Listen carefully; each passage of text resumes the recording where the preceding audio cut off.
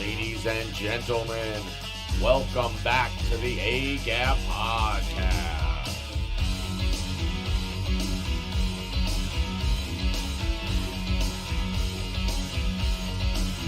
And now, your host, Colby.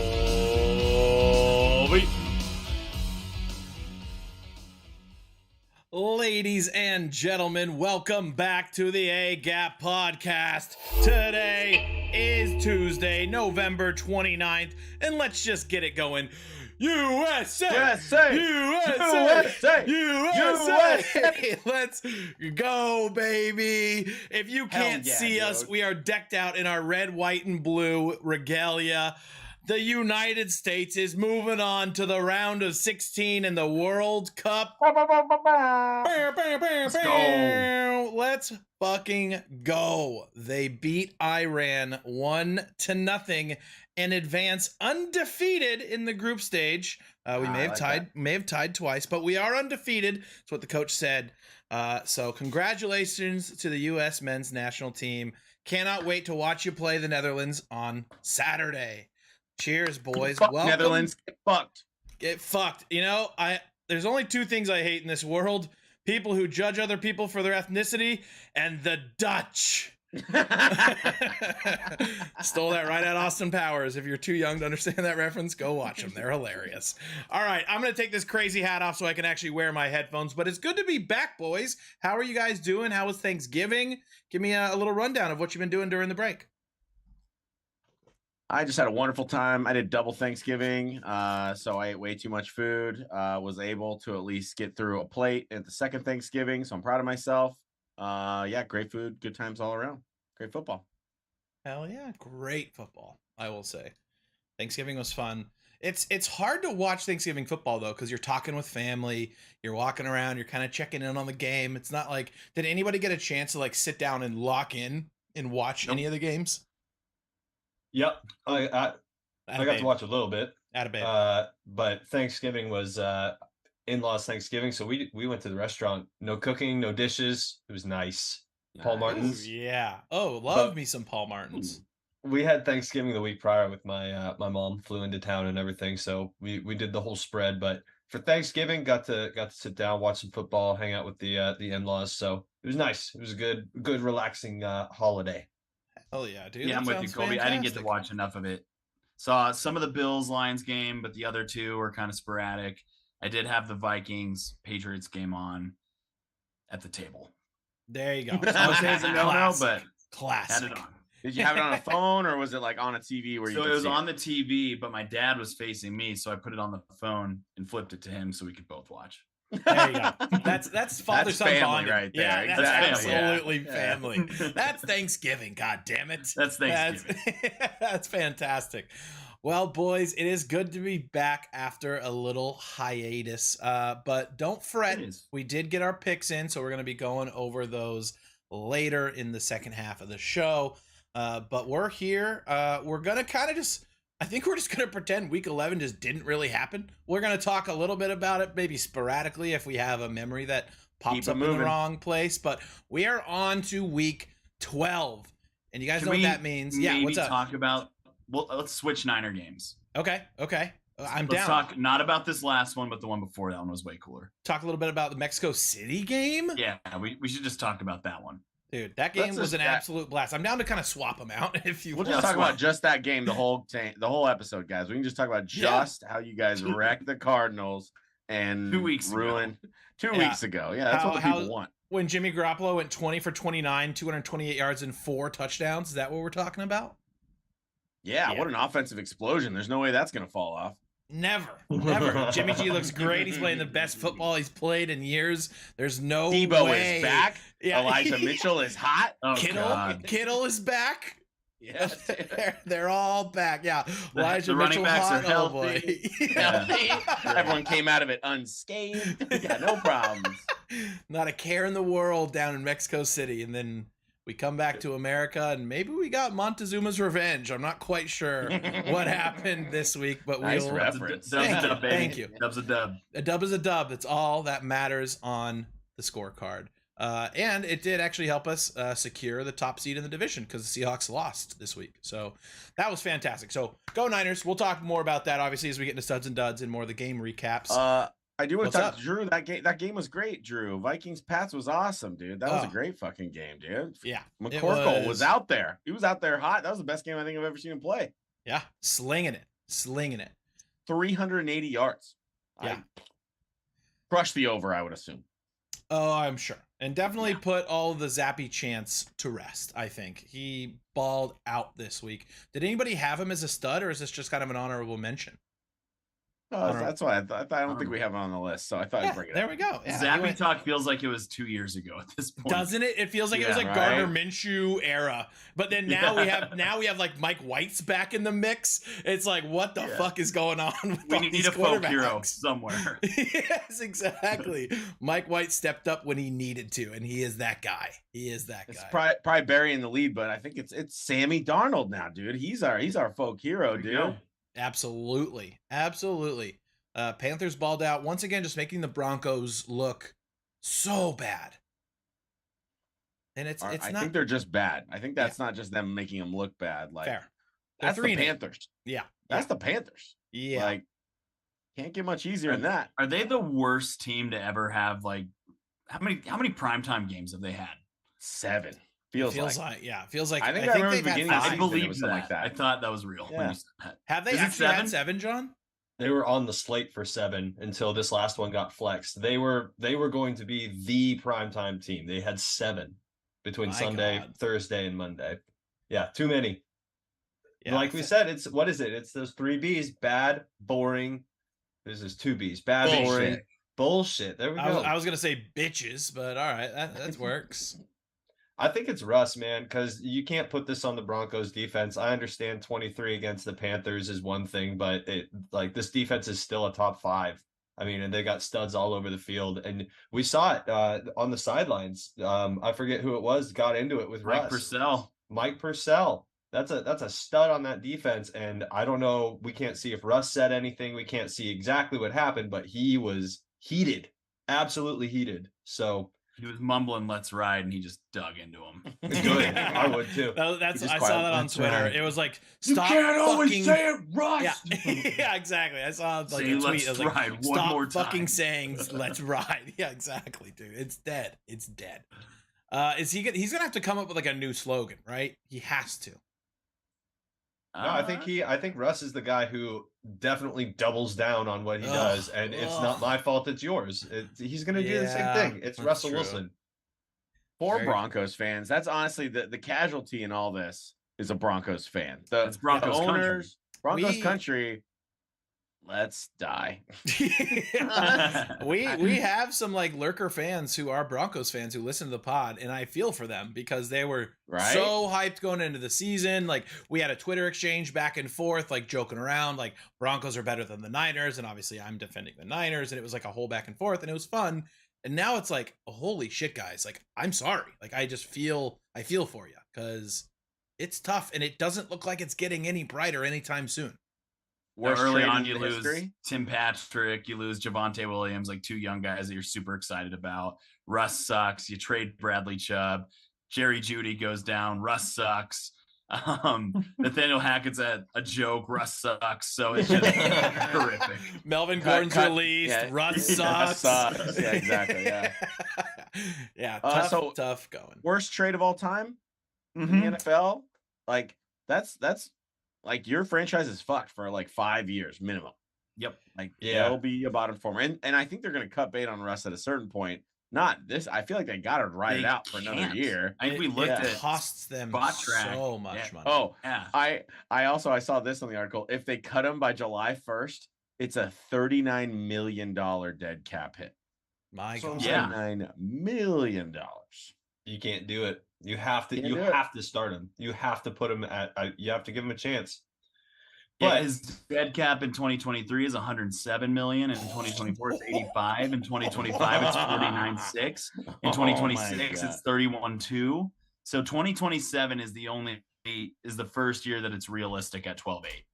It never gets easier for the Broncos. And he'll be 39 years old. And he's gonna get booed. Oh, that is not the one I meant to hit. I meant to hit this. That's all the Bronco fans. That's what they need to do. The Bronco fans need to smoke weed every day. Hey, at least they're in Colorado. They can eat some mushrooms now and try and forget about it. So yeah. Wow, my God, man, that's fucking brutal. The Broncos need a little ego death in their life right now because it is dark over there. Alrighty, boys. Well, let's just get right into it. Let's hop into some studs and duds. Who wants to start us off? I know it's been a little while. Let's get the rust off the bones. Anybody want to get us started? Hey Matt, you want to tag team this one? You and Let's I both go. got Jets. You lead off with the man who delivers the mail. Bro, I'm saying rip Zach at this point. I mean, he was looking bad before, had the bad press conference, and then the last thing he needed was Mike White to come in and have himself a game. And guess what? He fucking did. He had himself an absolute game. Now you temper it, right? This is the Bears we're talking about. They're a bottom third defense. They traded away their two best players on that defense, still trying to figure some stuff out.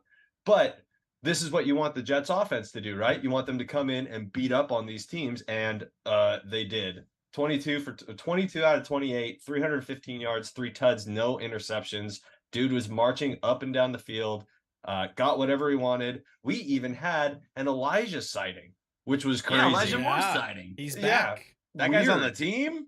64 yards and a tud. Crazy. But dude, I mean, talk about just having his man. I mean, Matt, you want to talk about the some of the guys that he was looking at? Totally unlocked Garrett Wilson, which you love to see. Just a young superstar receiver, 5 for 95 and 2 tuds. He was on fire earlier in the season with Joe Flacco. As soon as Zach Wilson came in, nothing. Mike White comes back, offense is unlocked. So to what you were saying earlier, man, I don't see how Zach gets his job back this year. Doesn't mean that he's done forever, but Jordan Love sat for a couple years and he looked better when he came back. So maybe the guy needs some practice squad time, practice, and he needs to marinate. But this is a playoff team that can't afford to screw around with Zach Wilson right now. Probably just because I want to be an instigator here. They played the Patriots, and those are his only 2 losses. And then they played the Bears, and everyone's going to put Mike White on the throne immediately. Don't you think that maybe is a little not fair? I don't know, man. I think that, like what Matt was saying, that this is an unlocked offense, whereas Zach comes in and did he get the job done? Yeah, but we're not sitting here calling him a stud. We're not sitting here giving him, any kind of elevation. Dude was getting the job done. And honestly, it's on the back of that defense. Lest we forget, they had one game recently where they had 2 pick sixes and Zach Wilson couldn't get shit going on the offensive side of the ball. I truly think that this guy, like Matt said, he kind of needs to be humbled a little bit, man. There was all this talk when he was coming out of BYU as far as like, yeah, he's a stud, but he's got a little bit of a head on him. So a little bit of hard ass. So, and then here he is with prime opportunity. The CEO of JetBlue. Dude, if there's one thing we found out about through that press conference from last week is that Zach Wilson has no friends on the defensive side of the ball. Obviously doesn't give a fuck about the team. He just is obviously looking for himself. I don't see how you come back from it, especially when you have 2 other guys, veteran guys, who win over the locker room. So I don't know, Zach. 2 of their best defensive players accidentally liking tweets that were disparaging Zach Wilson. Both came out and said, you guys are starting drama. That was an accident. Weird coincidence. Elijah Moore, who's obviously had issues all year, he posted an Instagram story of him throwing a football after that loss. And then, everyone's rallying around Mike White. I just think from the locker room. And Zach Wilson, looking at his numbers, his rating for the season is 72.6, completing 55% of his passes, 4 tuds, 5 picks. It's not good numbers. The defense is elite. Yeah. And the run game is great, and they have a ton of weapons. And he's just not getting the job done. He's not even taking care of the ball. And he's throwing the ball away a ton and just not even trying to make plays at this point. So I think you got to ride with Mike White the rest of the way, unless he's just really, really, really bad. Yeah, it's pretty wild how quick the NFL moves, because obviously we took the week off. Last week or 2 weeks ago when we did this podcast, we were talking about how he just beat the Bills. Now they lose to the Patriots and Mike White's in, and now Mike White's the guy. So it just, I agree, kid needs to be humbled, but it happened very quickly. So I'm sure he's kind of sitting there like, what the fuck? What have I done wrong? And he's probably asking all these questions, and it doesn't seem like he has a lot of self-doubt, like he's going to just be like, oh, it's their problem, not mine, right? Which that I think is the mind of a young quarterback in the NFL. He'll get over that. He's going to get humbled, like you guys said. But yeah, I was just looking at, like, going back and looking at some stats and stuff, and it's wild to think that, yeah, the last time we recorded this podcast, we were like, is he the guy? Is he unlocked? Does he look great? And now he's riding the bench. Well, you can see that, decline. I mean, we've talked about it. Had a great game early on in the season, and yeah, the hype was there. And then you slowly see it go. It's like he was completing some passes, but you still see him extending and trying to do these weird athletic throws that don't work. And then it comes to, well, now he's doing those throws, but turning the ball over, to now where it's just like, well, now the locker room isn't behind him. He's obviously not trying to defend or own up to having a bad game. And people are going to see that, man. It's a team sport. And if the guy in your team is going to sit there and be like, oh, it's all y'all, it's not me, a la Aaron Rodgers, like you lose the room. Aaron Rodgers is a Hall of Fame quarterback. You are, sorry, dude, you're not that yet. You still have some dues to pay. I don't know, man. And like Matt said, this defense is elite. They're 10th. It's 3-3, and you lose on a special teams return tutty. You have 2 yards on offense in the second half, and you say that you didn't let your defense down. Like, of course, that's going to piss everybody off. Look at the stats. Like, come on. It's obvious that there was a factor on the offense, and you're the leader of the offense. So just say you had a shitty game. It's so simple, but yeah, for him. He could have even said, yeah, we did. They didn't say, Zach Wilson, did you specifically let the defense down? They said, did the offense. He's like, no. Couldn't even take that. Nope. No. Like, we did our job. Yeah, you did, bud. You're going to look at your defense in the eye and say, you guys fucked this up. Yeah, exactly. I came in, I punched the clock, I did my job, and I went home for a nice gold one. Nice job, special teams. Yes. Yeah. Ridiculous, man. Pretty brutal. Tom, who do you got for a stud? Let's just talk about Jalen Hurts, baby. I think it's fun because there's a nice little Niners segue we can go from here. But Jalen Hurts is the second quarterback, first in the regular season, but second quarterback to ever have 150 yards rushing and 150 yards passing with 2 rushing touchdowns. Who's the guy that did it before? Colin Kaepernick, baby. NFC Championship, I think, or divisional round. It was could have been the championship game. So great company to be a part of, right? Like, this is the future of the NFL. And I think Jalen Hurts, like Justin Fields obviously was popping off and now he's injured and his team's not very good. But I think Jalen Hurts is like the bleeding edge of the future of the NFL, right? If, goddamn, I'm drawing a blank. Chargers quarterback who's on my team, Justin Herbert is the bleeding edge of like the quarterbacks we know and love, the passers, the clutch throws kind of guys, the quarterbacks we know and love. Jalen Hurts feels like the future. Like, this is where the NFL is going. And there's so many teams that are trying to become what the Eagles are, offensively at least, So fantastic game. Obviously, the defense really fell apart in there and gave up a hell of a lot of points. Made it a little interesting at the end, but that was a dominant offensive performance. Besides, if there wasn't the special teams plays that they fucking gave up way too many yards, if it wasn't the defense that gave up way too many, AJ Dillon, who hasn't scored a fucking touchdown all season, touchdowns, this would have been a huge blowout, but the offense carried the team. Once again, a win is a win, and Jalen Hurts led the way, which he hasn't always in some of these wins. So it felt great to see just a great Jalen Hurts game. And side note, Miles Sanders had the quietest 166 with 2 touchdowns you've ever fucking seen. That's exactly what I was just going to say. It's wild to see. You look at the stat line, and it's just Jalen Hurts rushing 157, Miles Sanders 21 carries, 143 yards, 2 tutties. It's like, my God. So hard to stop. I mean, it's almost impossible. Jeff Stoutland is the O-line coach, and he got all the props after the game, which I fucking love, that all the O-line was like Jeff Stoutland University. I don't know that you can even, I was just going to say too, I don't know that you can even discount the Eagles defense. They came out 2 interceptions. They had 3 sacks. Right? Like, they got it done. This is Aaron Rodgers. It's just like the guy can find a way out. So I think the Eagles looked really good, man. I think they looked really good. They showed that they can win in a shootout. They can shut you out. They can do a low scoring game. They can go toe to toe with, when he's rolling, one of the best quarterbacks of all time, who's still pretty damn good when he's right. And right now, dude, like, who's a better MVP candidate than Jalen Hurts? I don't think there is. I feel like it's all this Pat Mahomes shit. It's all this the usual suspects in here. But Jalen Hurts is playing that way, especially if he can keep this trend going through the regular season, going to the playoffs. Like, I feel like there's no doubt he is the best player on their team right now by a mile. 105 rating, 17 touchdowns, 3 picks, 67% completion. And how that's many just rushing tutties? Yeah, I was gonna say how many rushing tutties? Probably 11. It's less than that, I think. I wish. ESPN. I'm just saying full splits, but like you said, Tom, give us that new guard, right? I'm tired of the Pat Mahomes talk. Give us the new guard. Show us this new type of quarterback that we're trying to get.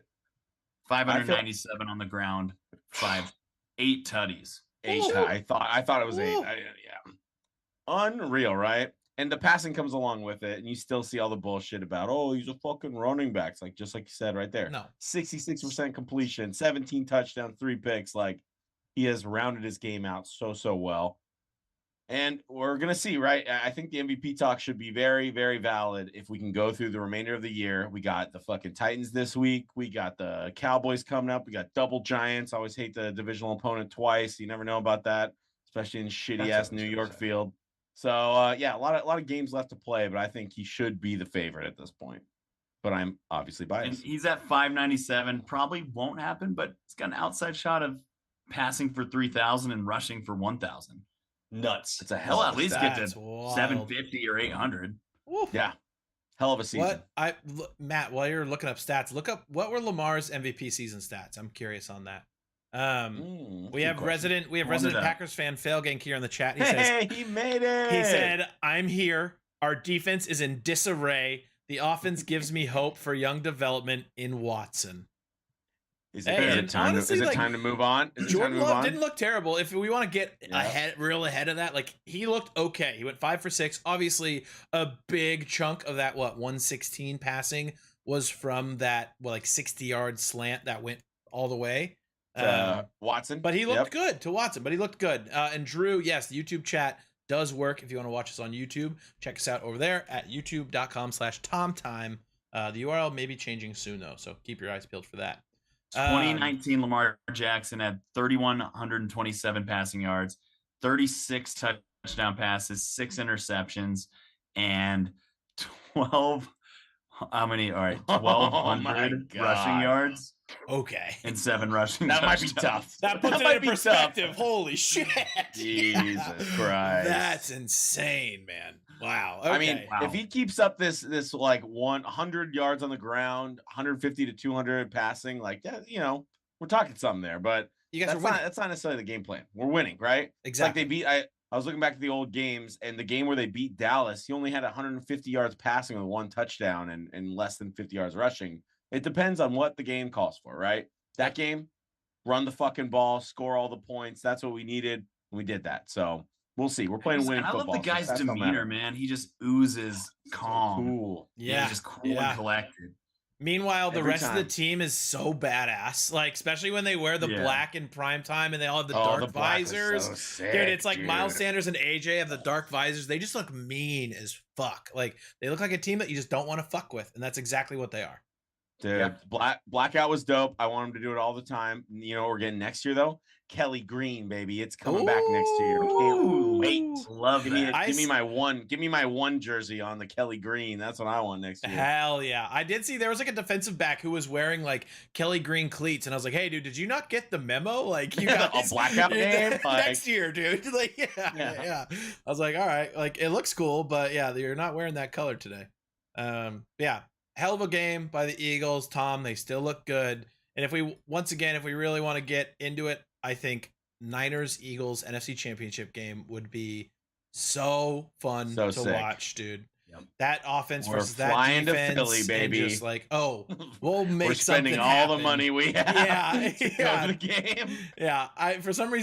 Selfishly, I really hope that the Eagles start losing and the Niners start winning so that we can just go to San Francisco. Be a whole hell of a lot easier. Yeah. But hey, for sure. I'll take a trip to Philly. I'm down. That'd be the 2 teams, man, right now in the NFC that no one wants to play. Those 2 teams. Absolutely. It's and then Vikings and Cowboys, they're always throwing the conversation. Assholes always throw the Cowboys ahead of the Eagles for I don't even know really what reason. But we know. We'll see. The 2 most physical teams, and those are the ones that win in the playoffs. This can run the ball and play defense and create turnovers. But last final note, fucking CJ Gardner-Johnson, the league leader in interceptions, has a laceration on his kidney, out indefinitely. Ooh. No idea when he'll be back. Could be Could be playoffs, could be no playoffs. He's just out for the rest of the year. So just the sound of that is horrific. Yeah, he was down bad too, and it sucks because he seriously was probably the best player we had on defense with some great players on defense, right? Like the articles were about the one player the Eagles should re-sign is CJ Gardner-Johnson over all the players that they have that are free agents. So real bummer. He'll be back. He was great. He's a great Eagle, and he'll continue to be. So sign him, Howie. Do it. Make it happen. Make it happen. Fail gank. Yes, USA Iran was an incredible game. Let's talk about after studs and duds. How about that? We're gonna get into it though, because what a fucking game. We started the show in all our fucking red, white, and blue shit. Let's go, USA. It's called soccer, world.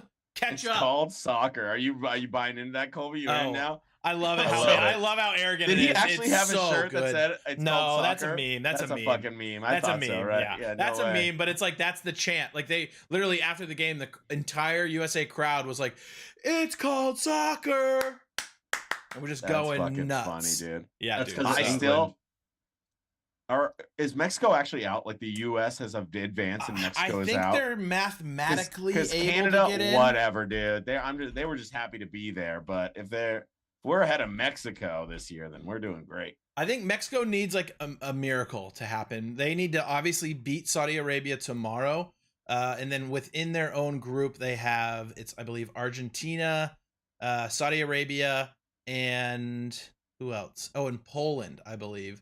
They tied Poland. They lost to Argentina. So I think they need to beat Saudi Arabia, and they need Poland to beat Argentina. For the first time in my life, I'm going to root for the Saudis. Here we go. All right. There we go. Yeah, there you go. Exactly. All right. Well, I'm going to get into my stud, or one of my studs for the week. I'm going to go with Trevor Lawrence. Had arguably maybe the best game of his career. The Jags beat the Ravens by 1 point. Trevor Lawrence drives the Jags down the field in the fourth quarter, makes some incredible throws, ends up going 29 for 37 at 78%. Later, Falgate. Love you, dude. Peace. Bye. 321 yards, 3 tutties, and he just looked incredible on that final drive. And like Ravens fans might be in some shambles after this game, but they kind of just got outplayed at the end there. It was a beautiful game. Dougie P, big balls. Doug Peterson is way back, baby. That was awesome. They're like chanting his name at the fucking stadium. Oh yeah. It's like it's such a 180 from last season. It's incredible. And it's not like they're like a great team right now, but they're frisky. And they've been frisky all year, you know? Yep. Like they're playing some great football and all the coach. I think Doug has fucking made it happen. Yeah, I saw there was like a Jags player who got interviewed after the game, and he was like, man, he's like, I'm so proud of Trevor. Like, what a game. He's like, I feel for him. He had Urban his first year. He barely even got a rookie year. Like, he's showing promise. He's looking great. So I was like, hell yeah. Like, Trevor Lawrence is getting the support that you need as a rookie NFL quarterback. Finally, right? And I just had the funny thought, too. How hilarious would it be if next season Jags are frisky, they get in the playoffs, they make a little run, and maybe the year after, what if they end up winning a Super Bowl? Doug Peterson gets 2 statues outside of 2 stadiums. That'd be so sick. Dude. He might be would he be the only coach to have 2 statues of himself for 2 separate teams? Gotta be. That would Gotta be incredible. Dude. There's no way. Well, that same safety, he's been there since 2019. In that same interview, he said, I would die for Doug Peterson. Like I would run through a wall for that guy. Like I love going to battle with him. Like we love him. And dude, I mean, they're gonna have Calvin Ridley next year in the mix too. They'll have ETN with a full year under his belt. They'll have Christian Kirk, who's somehow like a top 10 receiver now. Calvin Ridley, and who knows what else they'll do. Yeah. They got some badass linebackers. They got some pieces. They'll have a draft defense. pick too. They'll add something over there, you know. He has ice cream days, guys. That's if you're in management positions. I think the key that I learned from Dougie P is got to have ice cream day. Let's go get some ice cream. Yeah, that's always what he says. Go get some ice cream. When the fuck did we get ice cream? But you're not wrong. I mean, Florida, viable spot. Guys want to go there. I mean, it just makes sense financially too. The Jacksonville's going to be able to pay. You're going to make all your money. It's going to be warm for most of the season. No income tax. We have a serviceable team down here now too, by the way. So rookie deal so they can give some bigger name free agents. That's what I'm saying. There's going to be interest. I think Jacksonville's doing some good stuff. Yeah. And I mean, it's not the Ravens were getting after him too. You know, it wasn't like they forced a fumble. They got 3 sacks. They were getting after him, but he stood in there, made it happen. So good job, Trevor. Nice job, bud. I want to do a little honorable mention, former 49er Jermichael Hasty. I always love how he played. I always wanted him to make the roster, but we're just loaded running back room. He didn't rush the ball very well, but had 5 receptions, 67 yards, and a tutty. So way to go, Jermichael Hasty. Way to step in when your team needed you. So shout out to him. All right. Zay Jones, 11:45, including some really great passes at the end, but he was on the receiving end of them. So, yep. Is Zay Jones the number one? He'd come a long way from that hotel incident in Vegas. Yeah. And bring that back up, man. I just wanted to. I wanted to real quick go back for Mexico to advance. The easiest way is Poland beats Argentina. If Poland does not beat Argentina, there is a lot of shit that has to go right. So Mexico might not advance.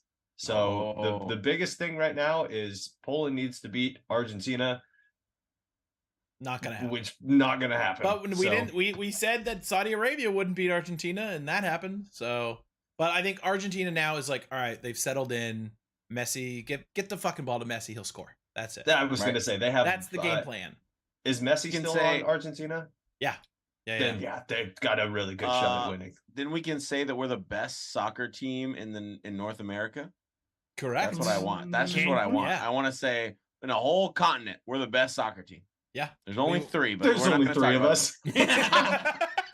Best team, John. Best team in a whole continent. Okay. You should start. Big news. Start working on that dragon meme where it's like USA and then like it's like the mean ass dragon, and then the other 2 are the fucking dumbass ones. Yeah, dude, we'll post that and piss off some Canadians a little bit.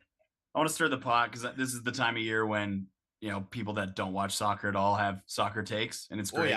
What do you guys think about the idea that if America just tried and our athletes moved more towards soccer, we'd be the best? I love the just supremacy. We'd be great. Yeah, if we tried. If Aaron Donald played soccer, everyone would be fucked.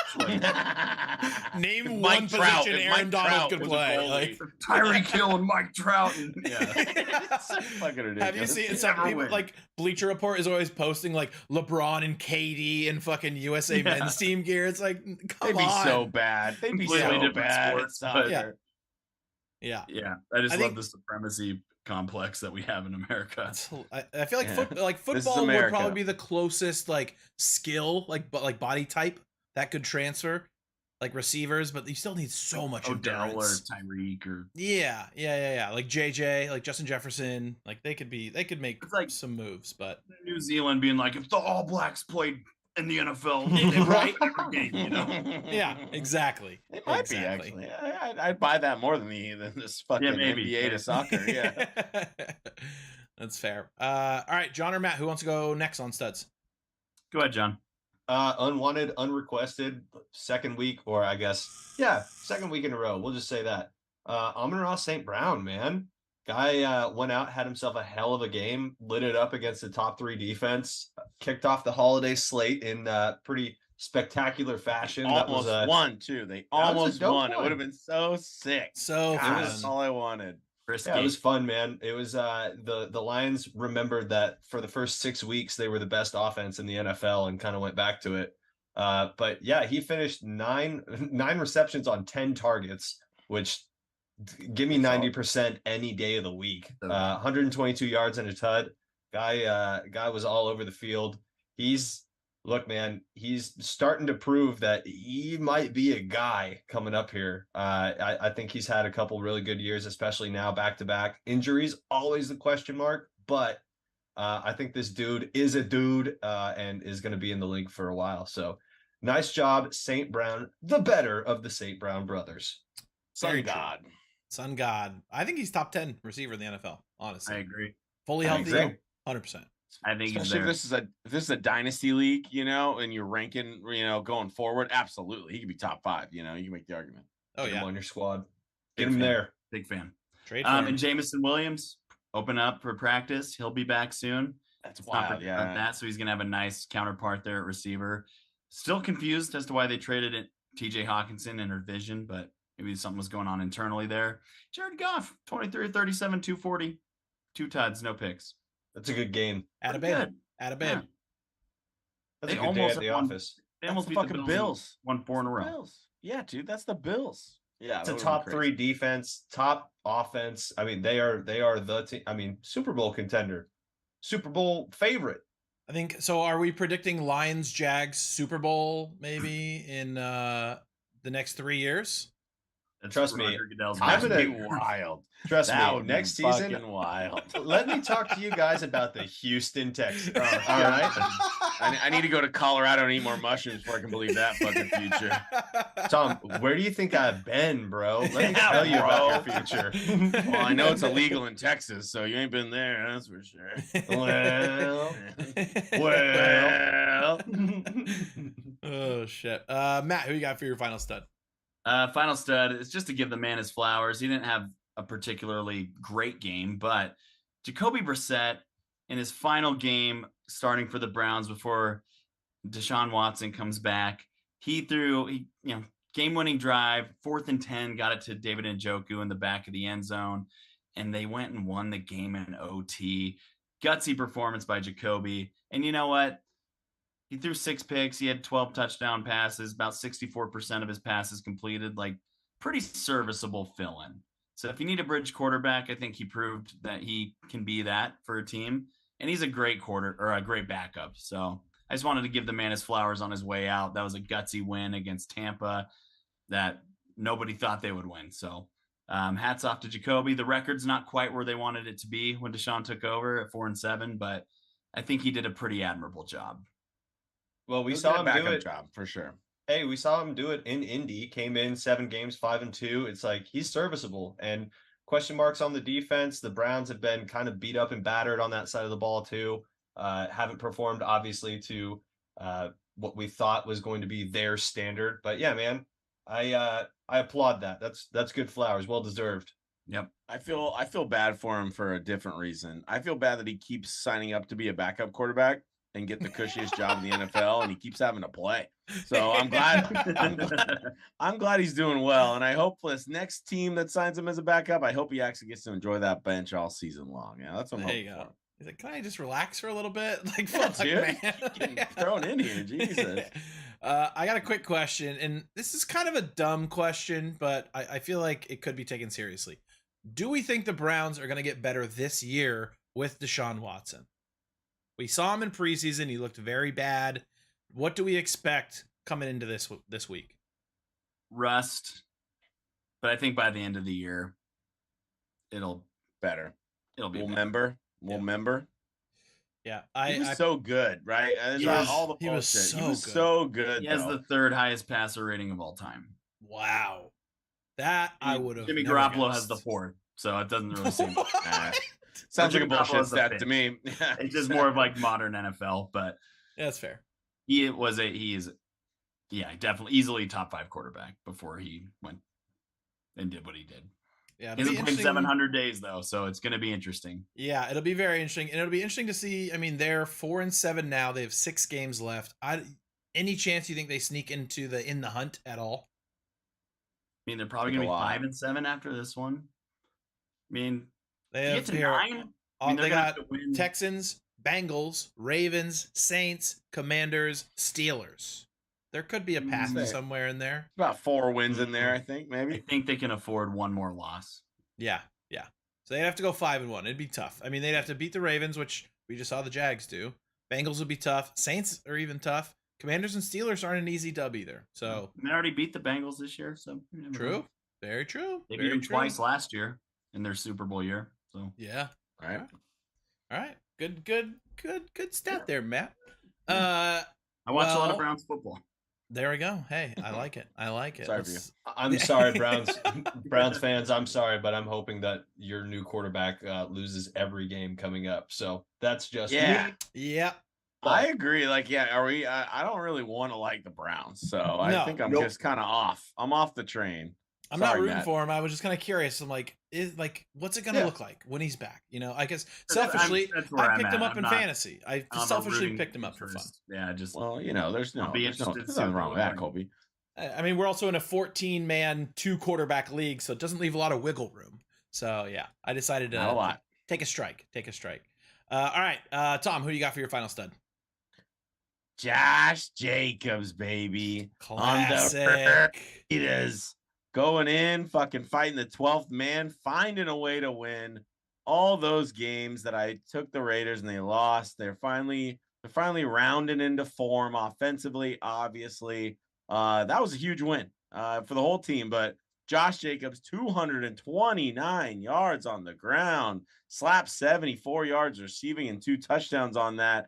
He started the game with a breakaway touchdown, and he finished the game with a breakaway touchdown. Walk-off touchdowns are fucking sick, and the Raiders looked excellent on offense there.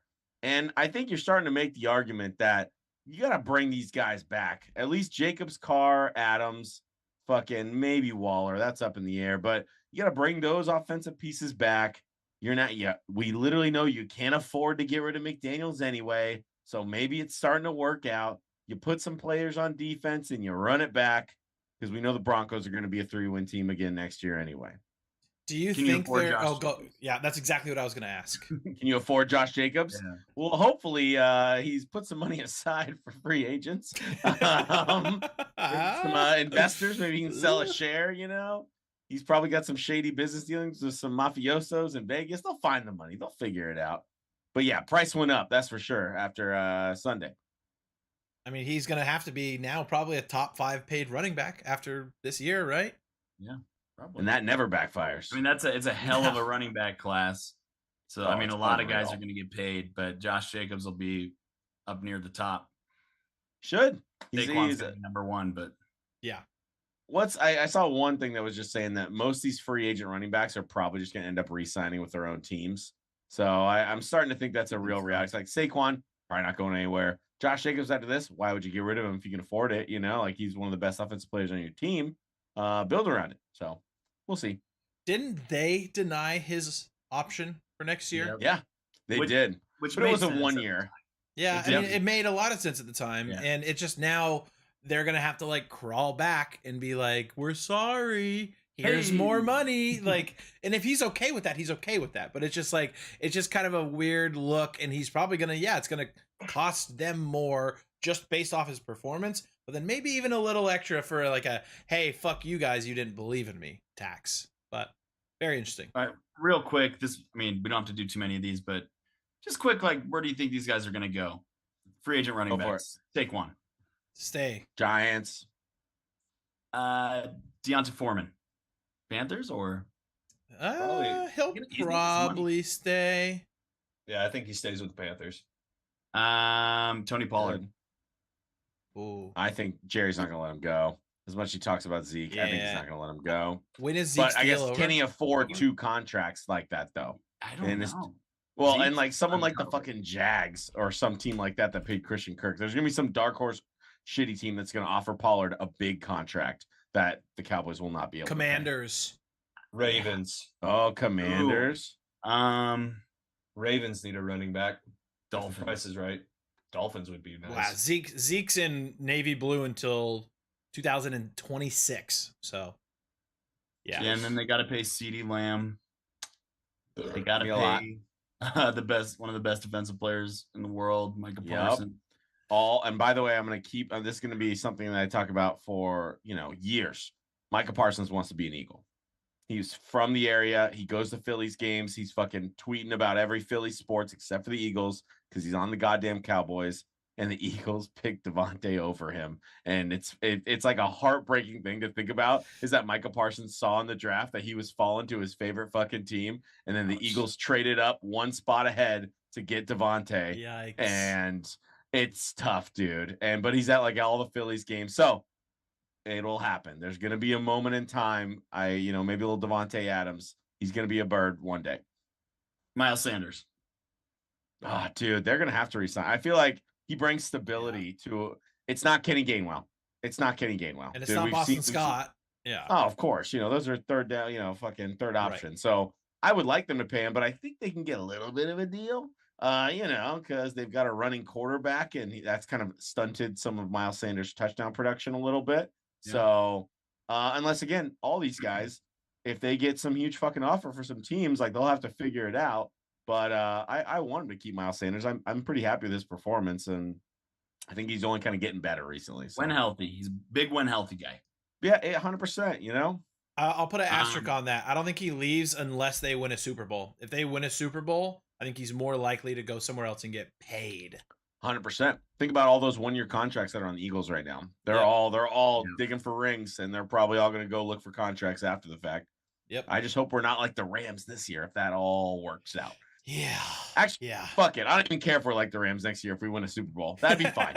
All right. Be fine. And we could keep going with this, but there's, Damian Harris, Darrell Henderson, Kareem Hunt, Jacobs, Montgomery, Mostert, Rashad Penny, Devin Singletary, so many. Wow. Jr., ton of good free agent running backs. Market. Yep. Yeah. That's gonna be a good February show, March show, something where you talk about where they're going. It's almost like the supply is so high that the cost might come down a little bit. Maybe. Where like this year with receivers, it was like there weren't demand. Yeah, I know, dude. A little art of the deal. Yeah, I don't know. It just seems like there's so many available that you can set the market, but there's so many running backs available that the market might not just be super high. So could be a good year to buy in too. Running backs don't get as much. Like no one's gonna pay a Le'Veon deal these days because Le'Veon wanted the I'm a receiver too package, and that didn't work out. I think Saquon will get paid pretty highly, but nobody else on that list can probably justify. Like he's not going to set the market with that deal. No. All right, probably not. I really quickly just wanted to give flowers to somebody who's also increasing their value for the last game. Gino, he's top 5 in literally every category. He's a top 5 quarterback. Can't change my mind. So give him his flowers. Dude's a stud. Regardless of how the season ends, they should run it back with Gino. I think this is good. Some good shit cooking. Pete should keep going. They are going to get like the number 3 pick at this point. Give him another receiver. It's so fun. I think again, we've talked about it all year, but it's so fucking funny to me that these picks that they trade away to the trash teams that they gave away, those are all the best picks. And then you got these teams that get double dope picks. Like Eagles are gonna have like a fucking top 5. Yeah, they'll have a 6th pick. Wild. Texans. What's the other one? Like the Texans are gonna have 2. They're gonna have 2 top 5, top 10, something like that. Like. Insane. If it ended today, they're backfiring. Top 10. Eagles would have 6. Seahawks via Broncos would have 3. Dude, crazy. So fucked up. And it happens. I carry over to the NBA too, right? We're seeing all that same shit now with these teams that are falling off. Like the Lakers picks are like it's unreal. These franchises that just give away picks. And I wonder if we're going to see a complete swing in the opposite direction where everyone's afraid to trade away their first round picks. From fuck them picks to. Yeah, because these last 5 years or something, that all these big moves and like pretty consistently they haven't worked out. You can make the arguments are worked out for the Rams. They got their Super Bowl, right? But now they're a trash franchise for the next 5 years potentially. And they're going to lose their coach. I hate saying it, but the Niners traded 3 first-round picks for Trey Lance. They turned those into Jalen Waddle, Tyreek Hill, and defensive Bradley Chubb, right? Bradley Chubb, yeah. So pretty sick. Yeah. So consistently the team that gets the picks, it works out better for them. Yeah. And maybe they're going to learn. Sports franchises in general will learn. You shouldn't maybe leverage your entire future for Rudy fucking Gobert. Yeah, that one looks bad. Yeah, Rudy Gobert is the Russell Wilson. They're like the same. They're A1, A2, something like that. Fuck Utah Jazz, dude. Terrible fans. All right, I'm gonna keep it moving. Wasn't even what we're talking about. I like it. Yeah, I gotta throw it in. All right, my final stud is we kind of already talked about the game, so I'll be quick. Chris Godwin, guy that I don't think we've really talked about a lot this year, has been struggling with injuries most of the year. Finally had his pop-off game. He had 12 receptions, 110 yards, 1 touchdown. Unfortunately, yes, the Bucks lost, but the Browns won. So they have a bad coach. The Bucks have a bad coach. I hate to say it, Todd Bowles fucking just playing fucking no balls ball out there, dude. Fucking got Tom Brady and he's punting. That was the one takeaway from that game is Todd Bowles. Yikes. His only job though is get him to the playoffs, and right now they have a home playoff game, which is crazy to think about. some bullshit. They're the new NFC East, basically. Like it's wild. It's wild. But yeah, that was my last stud. And then I'm just gonna rapid fire. Same game, flip side. Mike Evans, terrible game, and it sucks to see when one mouth gets fed, another doesn't. But that's the nature of the game sometimes. Mike Evans, 2 receptions, 31 yards. So sorry for all you people that started. He had a lot of targets. He had a lot of targets, and his body language was weird. He just didn't. I mean, I know Mike Evans isn't like the most happy, joyful guy on the football field, but he looked like down, sad, almost like depressed on the field. Wasn't hustling. It was just a weird game for him. So yeah, I think he'll bounce back. He always does, but he always does. I just mean like in general, Fournette. Yeah. They just don't have a lot of speed. They're kind of just an old, lethargic looking team. Well, I mean, they are an old team, but we didn't think they'd be lethargic, right? But it's brutal. And their defense can only do so much. Brady's career that he's lost a game leading by 7 in the final minute of the 4th. He did well. It was the Jacoby Brissett revenge game, like you said, right? He backed up Brady for years and finally got his like sayonara, maybe the last game I'll ever start in my career, and he beat the guy that he backed up for decades. It's awesome. I think we're all hoping for Cowboys Bucks in that first round of the playoffs, and Tom Brady just nips those Cowboys in the bud, finds a way, and then he loses all the juice in the next round. That's the dream scenario for me. How about an Eagles Bucks rematch where you just stop them in? In those scenarios, I've been doing the playoff machine a little bit, and those scenarios are not in my happy place, so I don't like think about those things. Like because if that would mean that the Cowboys jumped us and they're taking the division, and then we'd be going to Tampa, because whatever the best wild card is playing the Bucks. So that would mean, but that would be some exercising some demons, and maybe you never know, right? Say we lose the Titans, lose the Cowboys, everyone's counting out the Eagles, and we go into Tampa and beat the shit out of them and ride that wave all the way home. You never know, but hopefully not. Here we go, yo. Here we go, yo. So what scenario? All right, and then let's just do 2 duds at the same time. Fuck it. Dameon Pierce, cool. 5 carries, 8 yards this week, abysmal. The last 2 weeks combined, he has had 15 carries for 16 yards. Texans are real bad. Woof. Dameon Pierce. I think teams kind of finally figured out maybe we should stop that guy, and then we'll have a better chance at winning. So yeah, seems to be working out. Maddie, who you got for your duds? We already talked about Russell Wilson, so won't harp on that anymore. He's awful. We know it. My other one was Christian McCaffrey. 11 carries for 32 yards, 2.9 a carry. And he kind of just didn't look right, looked a little uncomfortable. I know he's got some knee irritation, but just didn't have that same explosive factor. And they're going to need him to step up a little bit more in more games. Hate doing that to my boy. Yeah, it's tough, but hey, you got to be critical, right? If you're going to be a good fan, you got to be critical. John, who you got? I'm not above dunking on a shit divisional rival, so I'm going to dunk all over the LA Rams right now. And Bryce Perkins, even as a third string quarterback, that was a terrible game, my boy. Ready? Everyone together. Same old sorry ass Rams. There it is. We'll get better at it, yeah. Will we? No. We'll get better. You just got to say it with just.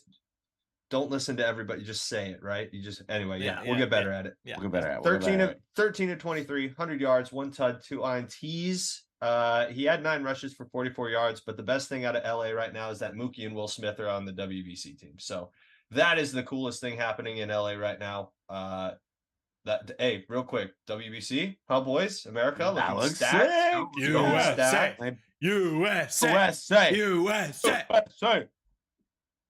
And then for my second dud, I'm gonna double dip duds as well. I gotta go with Matt Ryan. I know we want to talk a little bit about this game, probably for more than just Matt Ryan's abysmal first half. I actually have that word written down in my notes, Colby. That's a great word that you used. 39 yards in the first half total. Huh? You can't do that. He's supposed to be better than Bellinger. Well, Exactly. It's, I mean, and plus They didn't feed Taylor the ball. You might as well. The guy's the only source of offense that you have right now. But yeah, man, he finished the night with 199 yards, a touchdown, and an interception. He had 4 carries for 22 yards, but 16 of them came on that third and whatever weird scramble that then leads into this, where they didn't take a timeout. No timeout called. Everybody's tired. Your dude is literally, Matt Ryan wears snow boots and just ran for 16 yards. You don't think that guy's a little bit gassed? Call a timeout, Jeff. Call a timeout. He had 3, right? He had all of his timeouts. Yeah, he had all of them. Dropped the ball on that one. Absolutely. But he did feed the big fella, Jelani Woods, 8 for 98. Liked seeing that. Rookie had a good game. 6'7" tight end. Good game. Yeah. I kept having it. Pittman is back too, real quick. Yeah, Pittman is back. Yeah, kind of good game. Yeah. 20 fantasy points is way back for me. Touchdown on the Pittman scale, that's for sure. Yeah, you get a touchdown from Pittman, you're a happy guy. You're a big happy guy. Steelers starting to get a little frisky. Granted, it was the Colts, but it seems like they're maybe figuring some shit out. Yeah, Pickett had some fucking plays. I was impressed. Like, those small hands really can do some work with the ball. It was kind of a coming out party for him. He didn't have any touchdowns, but didn't throw a pick. He went 20 of 28, 174. Not a great stat line, but completion percentage decent. Looked good. They got a lot of running backs involved. A lot of running backs involved, and the defense played awesome, right? TJ Watt's back, dude. Like, that's, just don't fuck it up. Don't Zach Wilson it up. He's got good presence out there too. Like, he looks like the moment's not too big for him. Like, it looks like you could have something with Kenny Pickett. It doesn't look like I don't know if he looks like a first-round quarterback yet, but no. George Pickens is a freak. Monster. He's like DK Metcalf-esque athleticism. Deontay Johnson, still a good receiver. They just need to get the offense clicking a little bit more, but there's some pieces. It looked like it was like Kenny Pickett finally found Deontay Johnson. There were some like sparks of like, all right, something might be starting to brew here. Najee still tough game for him. He got hurt. Like Tom said, he did get hurt. That's right. That's right. But yeah, a lot of running backs involved. So we'll see. Tomlin's too good of a coach to let this team just completely fail. So he's going for his 17th year in a row with a winning season. Yeah. Wow. That'd be crazy with this team too if he could pull that off. Like, no one believed that at the beginning of the year. No one. The rebuild year for sure. And with a rookie QB, which no coach is good at getting a rookie QB booted up that fast. Like, it is rare. So very impressive. He's one of those guys, dude. Like we said earlier, I'll run through a brick wall for this guy. He just has the locker room, so knows how to get the best out of his players. Oh yeah! Before we move over to, off the Rams game, did you guys see Sean McVay take that pop on the sideline?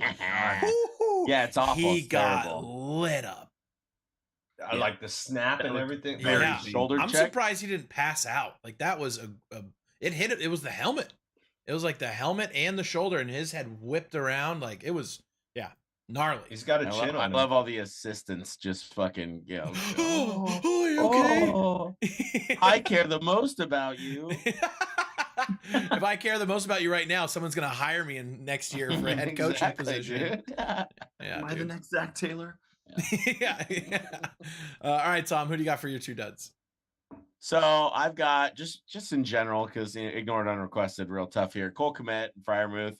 I lost 2 games where Freiermuth, one of them I just need Freiermuth to give me 10. I would have won a game. One of them I need Freiermuth to give me 20. That was never going to happen. But real disappointing. He's also starting in my big league where Goddard's out, and that was disappointing, even though it didn't matter. And then Cole Kmet, fucking obviously with no Justin Fields, not shocked. But again, consistency from the tight end position don't exist out there these days. Not a thing. It's getting thinner and thinner. Like the wage gap in America. The tight end position too, Juwan Johnson. It's been like a top 5 tight end the last 3 weeks. 3, 4, or 5 weeks. Zero. Dude. And let's real quick ignore unrequested. Fucking Mark Andrews, Matt. What the fuck? If I was you, I'd be fucking burning down stuff. That man's missed multiple games and has had a bunch of stinkers in a row, and he's still the number 2 tight end in fantasy. Yeah, dude. It's fucking crazy. It's a tough trade anything for him. Yeah, exactly. Yeah. My last stud is.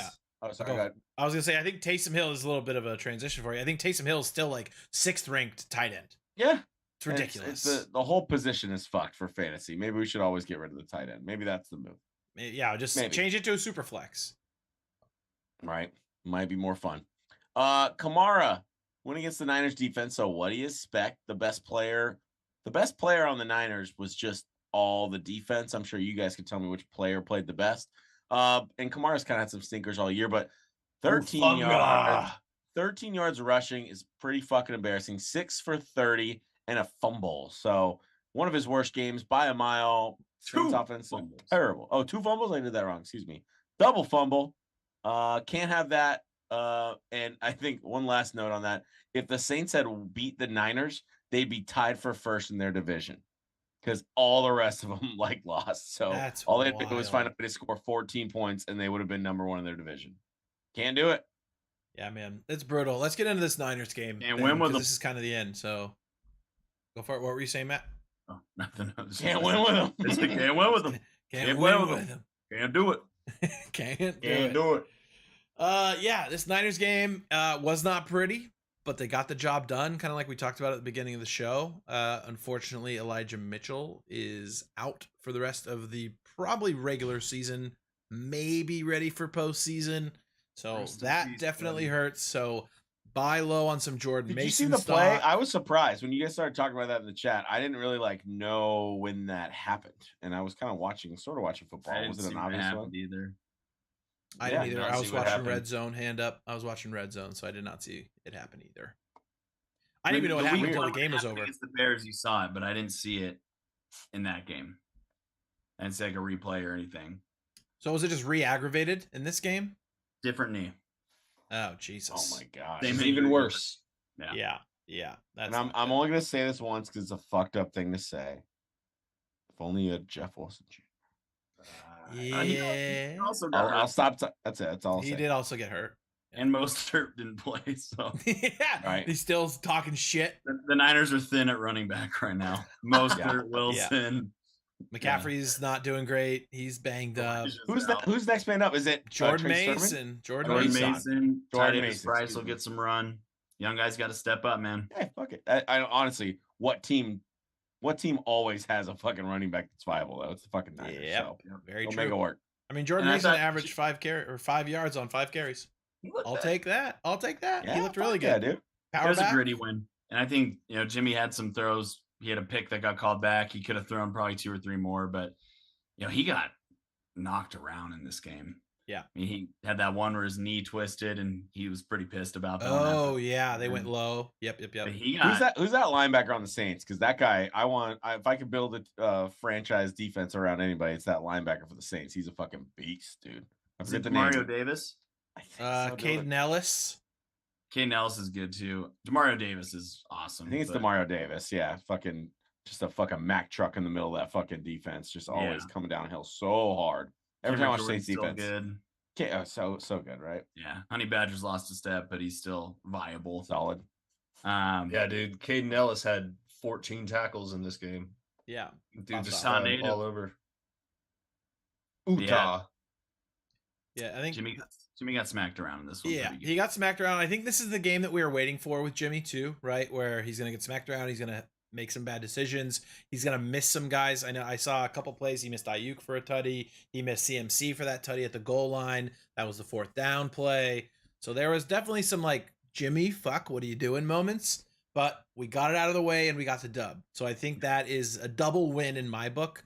Obviously, if we play like this against the Dolphins, we're going to get humbled very quickly. So they got to figure some shit out before the game this week. It was the defense, man. Pitched a shutout. I think it's either 3 or 4 straight second half shutouts they pitched. So they're cooking. Fred Warner all over the field. We saw the stats, right? Punched one out. Hufanga all over the field. Nick Bosa got a sack. Those guys are clicking, man. Hufanga, again, always seemingly has one play that changes the tide or gets the team pumped up. And here he is again on the one, punching the ball out. Huge turnover. It's just love this defense. This defense. And we, as Jimmy fans, will take a weirdly serviceable, not the best, got away with a lot W out of Jimmy Garoppolo. I will take that every day of the week because we can ride our defense. Likely coming back next week is Armstead. And he is a big piece on that defense. Yeah, absolute. Love that. Finally, I can wear his jersey again. Alrighty, boys. Anything else before we wrap up the episode? Niners #1 in points allowed, #1 in first downs allowed, #1 in it was some tweet I saw. It was just like every defensive metric, #1 by a mile. They're the best defense, unquestionable.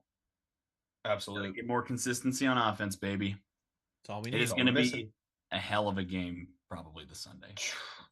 Can't wait. Sign me up. I can't believe we're going to get into it in about 20 to 30 minutes. I can't believe we have fucking Colts Cowboys plus 11 spread as the primetime game when you could have Dolphins Niners. What are we doing here? Come on, we made this call 2 weeks ago. They could have made the switch. Yeah. What are we doing here? And they should have. No, yep. I feel like they're like, it's the Cowboys and the Niners have had a lot of primetime. I will say that. However, it's the Cowboys and it's the Jeff Saturday story. I feel like there's reasons for him to keep it, but Jesus, man, it's going to be a stinker in my opinion. Well, they probably were thinking they'll beat the Steelers. They'll have won 3 in a row coming into this game. It'll be a good story. Yeah. But nah. Not the case. It'll be bad. Whiff. Alrighty, boys. Well, that wraps up for this episode. As always, if you guys are here with us, we're going to keep rolling on to the next episode. But if you're listening to us, we love you guys and we appreciate you. And we'll have a new episode for you in a day or two. We love you guys. Thanks for tuning in. Hop on over on Twitter. Get your picks in. Don't forget, get your picks in. And we'll be reviewing them. We've been doing them even over the break. And also, FYI, I do need to say this. We are going to also punt next week. I'm going to be out of town on vacation. We got some other boys who are going to be out doing some work stuff. So we will not be having a show next week. But stick on Twitter and let us, stay on Twitter and we'll let you guys know when we're back. But we should be back. No repercussions week. Let's get frisky with these picks. Right? That's what I'm saying, dude. Works? That's what I'm saying. I'm kind. John Hot saying picks coming up. Hot picks. All right, hot picks coming in. Hot I love picks. It. Let's go, boys. All right, we'll see you guys in the second half. Bye. Bye. All right. Sharks pitched a shutout tonight. Ooh, fuck yeah, let's go. Up in Montreal, Capo Kakkonen gets his first shutout as a Shark. Stopped 28 shots. Sharks win 4-0 against Montreal in the Bell Center. Love that. You love to see it. I don't even know who scored. Matt Nieto, Tomas Hertl, Logan Couture. Ooh, Tomas got 2. Fuck yeah. Oh yeah. Let's see.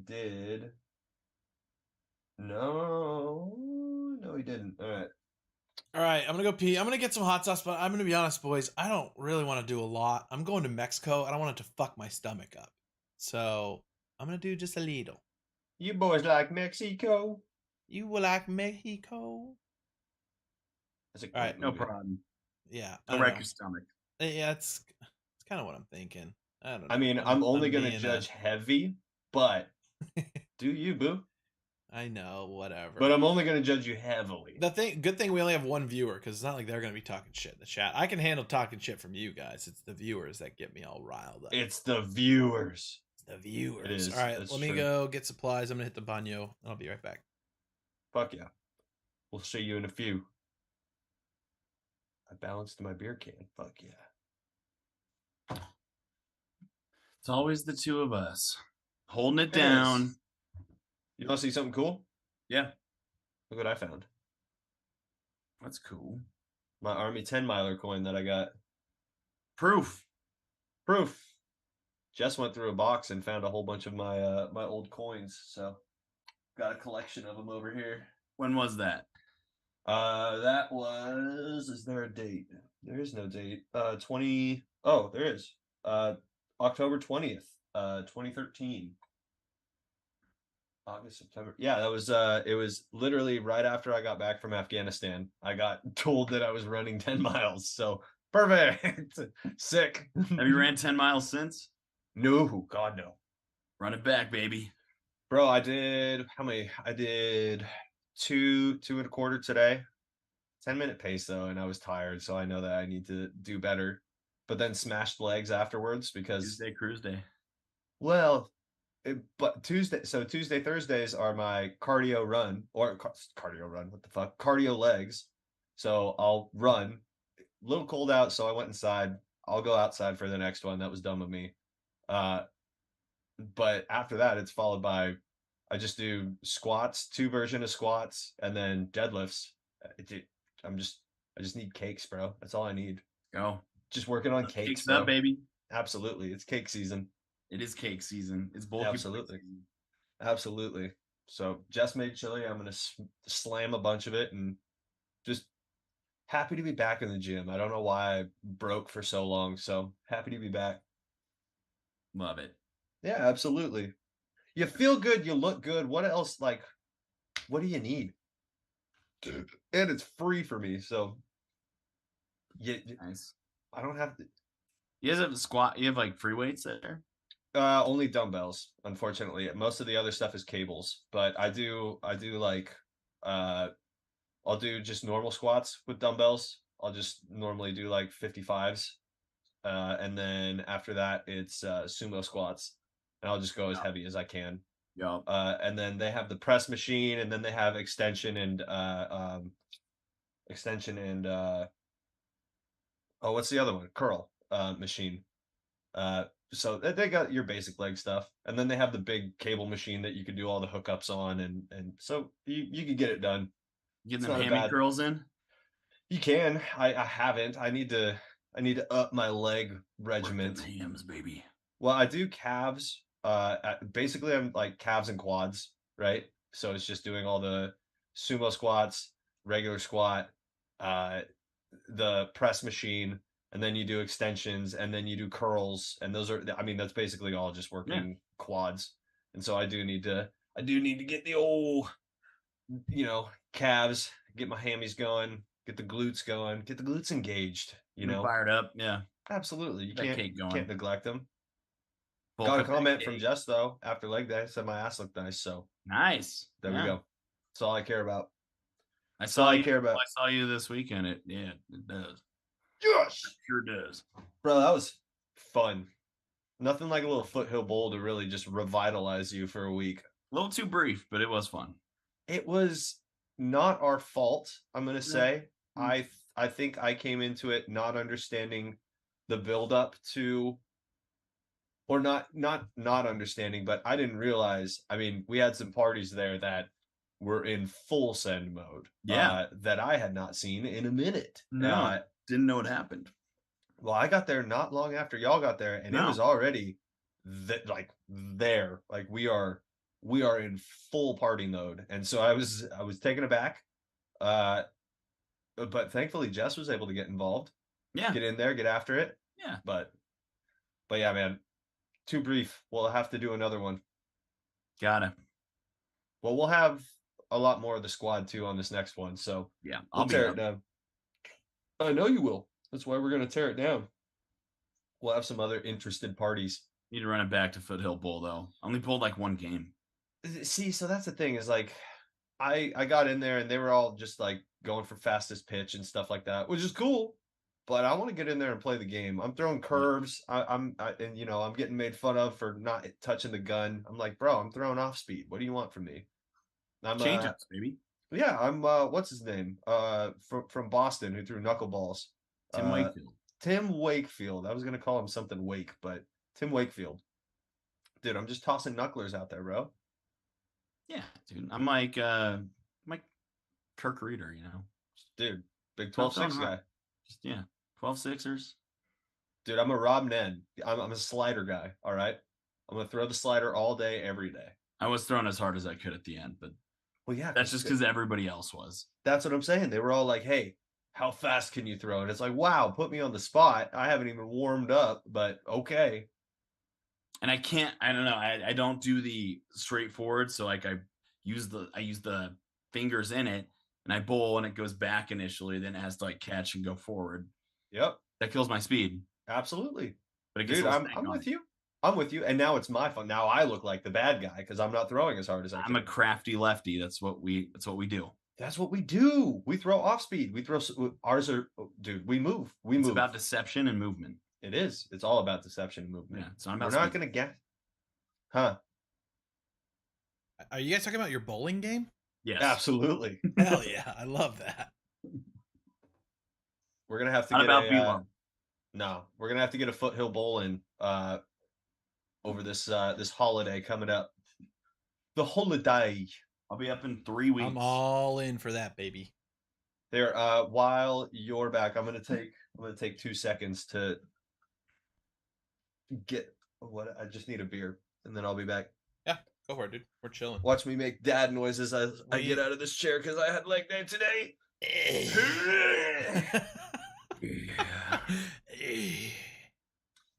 You got any supplies? What supplies? Like hot sauce? Yeah. No, I just got water. I'm not doing a lot, to be honest. I just have a little dollop on here. That'll suck. It'll suck. It'll still suck. That was like, dude, that's like what I did last week. I like did a bit, but it was a bigger dollop than I have now. But I think in my head, I was like, oh, it's not that much. It won't be that bad. Totally caught me off guard. I was like, there was a moment where it was like, this might be worse than when I did a lot without milk and stuff last time. Like it was weird. I was like not on my shit and it rocked my world. So yeah, I'm gonna try and I'm like, I know what I'm getting into this time. I still gotta know it fucking sucks. But yeah, I feel like it's the amount that we do is what fucks up the stomach. If you do just a little bit, it's still just as hot. It just doesn't fuck up your intestines because it's not like a big dollop of it, right? Doesn't last as long, but that too. Yeah, that's true. That's true. But it's still hot. And the thing that fucks me up is if I swallow like too fast, then I get yes. Yeah. See, that's what I did. That's what I like. Yeah. I'll take the bills. Hey, what's up, bro? Abomination? Welcome back. Welcome back. Welcome back. Welcome back. John's coming back, promise. Yeah, I promise. He didn't just leave because as soon as you got here, you were like, hi, John. He's like, I'm out. See ya. Later, nerds. Yeah, I didn't even think about that. It's like, we can take some risks this week because, I mean, because we didn't carry over last week. I think I may have lost last week too, if I'm being honest. I think we tied. Oh, I think we did tie because we were going to do trivia. That's right. We were going to trivia. That's right. That's right. All right. I'll mention that. Let's see how the god damn it, fucking Tom. You guys did so well this week. We'll talk. Obviously, I don't want to spoil it for our 3 viewers, but everyone had a good week. Except, I mean, I went 500 and I got last. So it's tough out there. Yeah, it's tough out here, dude. It's tough. Maybe I don't know. I think I made some boneheaded picks or something. I do every week. I know. Like, who did I take? I took. Why did I pick the Broncos? I didn't even pick the Thursday game because that was fucking Thanksgiving. I forgot. Then I picked the Broncos, which was stupid. Everyone took the Broncos. We're not live yet, but great job, Matt. Great job, Matt. Number one in the fucking comeback story of the year. We tied, Tom. Oh, I thought you were number one. Oh, you picked somebody else on Monday? Yeah, you guys tied. I think everyone took the Broncos but me. But I was, I didn't take I did not. The Browns game. I was like, why did I take the Browns against Tom Brady? That was stupid. Yeah, I took. Yeah, that's how it goes. I took I took Tennessee every single week. I'm like, why did I take Jacksonville? Oh yeah, no, I took Steelers. That was clutch, dude. That Steelers pick was awesome. There you go. I took Tennessee. I took the Bears, which was dumb. Mike White game. Fuck, I'm an idiot. I took the Bucks. I took the Ravens. Obviously, everybody took the Ravens. Yeah. I took the Seahawks. That one fucked everyone. Seahawks. And I picked the Colts. That was the one time I didn't pick the Raiders. In fairness, tough thing about the Bears this week, and Packers-Bears game is going to be tough to pick this week. Yeah. With both quarterbacks, but you didn't know last Tuesday that Justin Fields wasn't going to be playing. True. Not at all. It would have been a lot closer game. That was almost Nathan Peterman season. So yeah, that was a weird. Right before the game started, we're like, "Oh, Nathan Peterman." I was like, "Fuck." Thank God I didn't pick the Bears, and then it was still Trevor Siemian, which was the exact same result. I think that would have happened. Nothing would have changed. It's the same picture. Yeah, exactly. Yeah, describe the difference in these two pictures. Sorry. I'm back. Sorry. Oh, dude, don't worry about it. You're good. You got a fan. You got a fan in the chat, my guy. All right, boys, we ready? Let's go. Let's ready as hell ever be. All right. We'll be right back.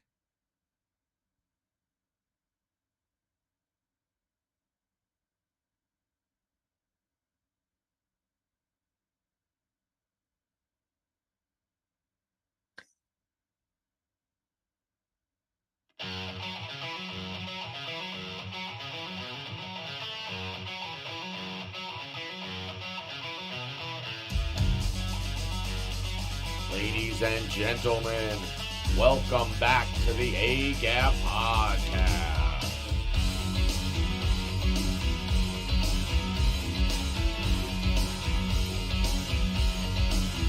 And now, your host, Colby.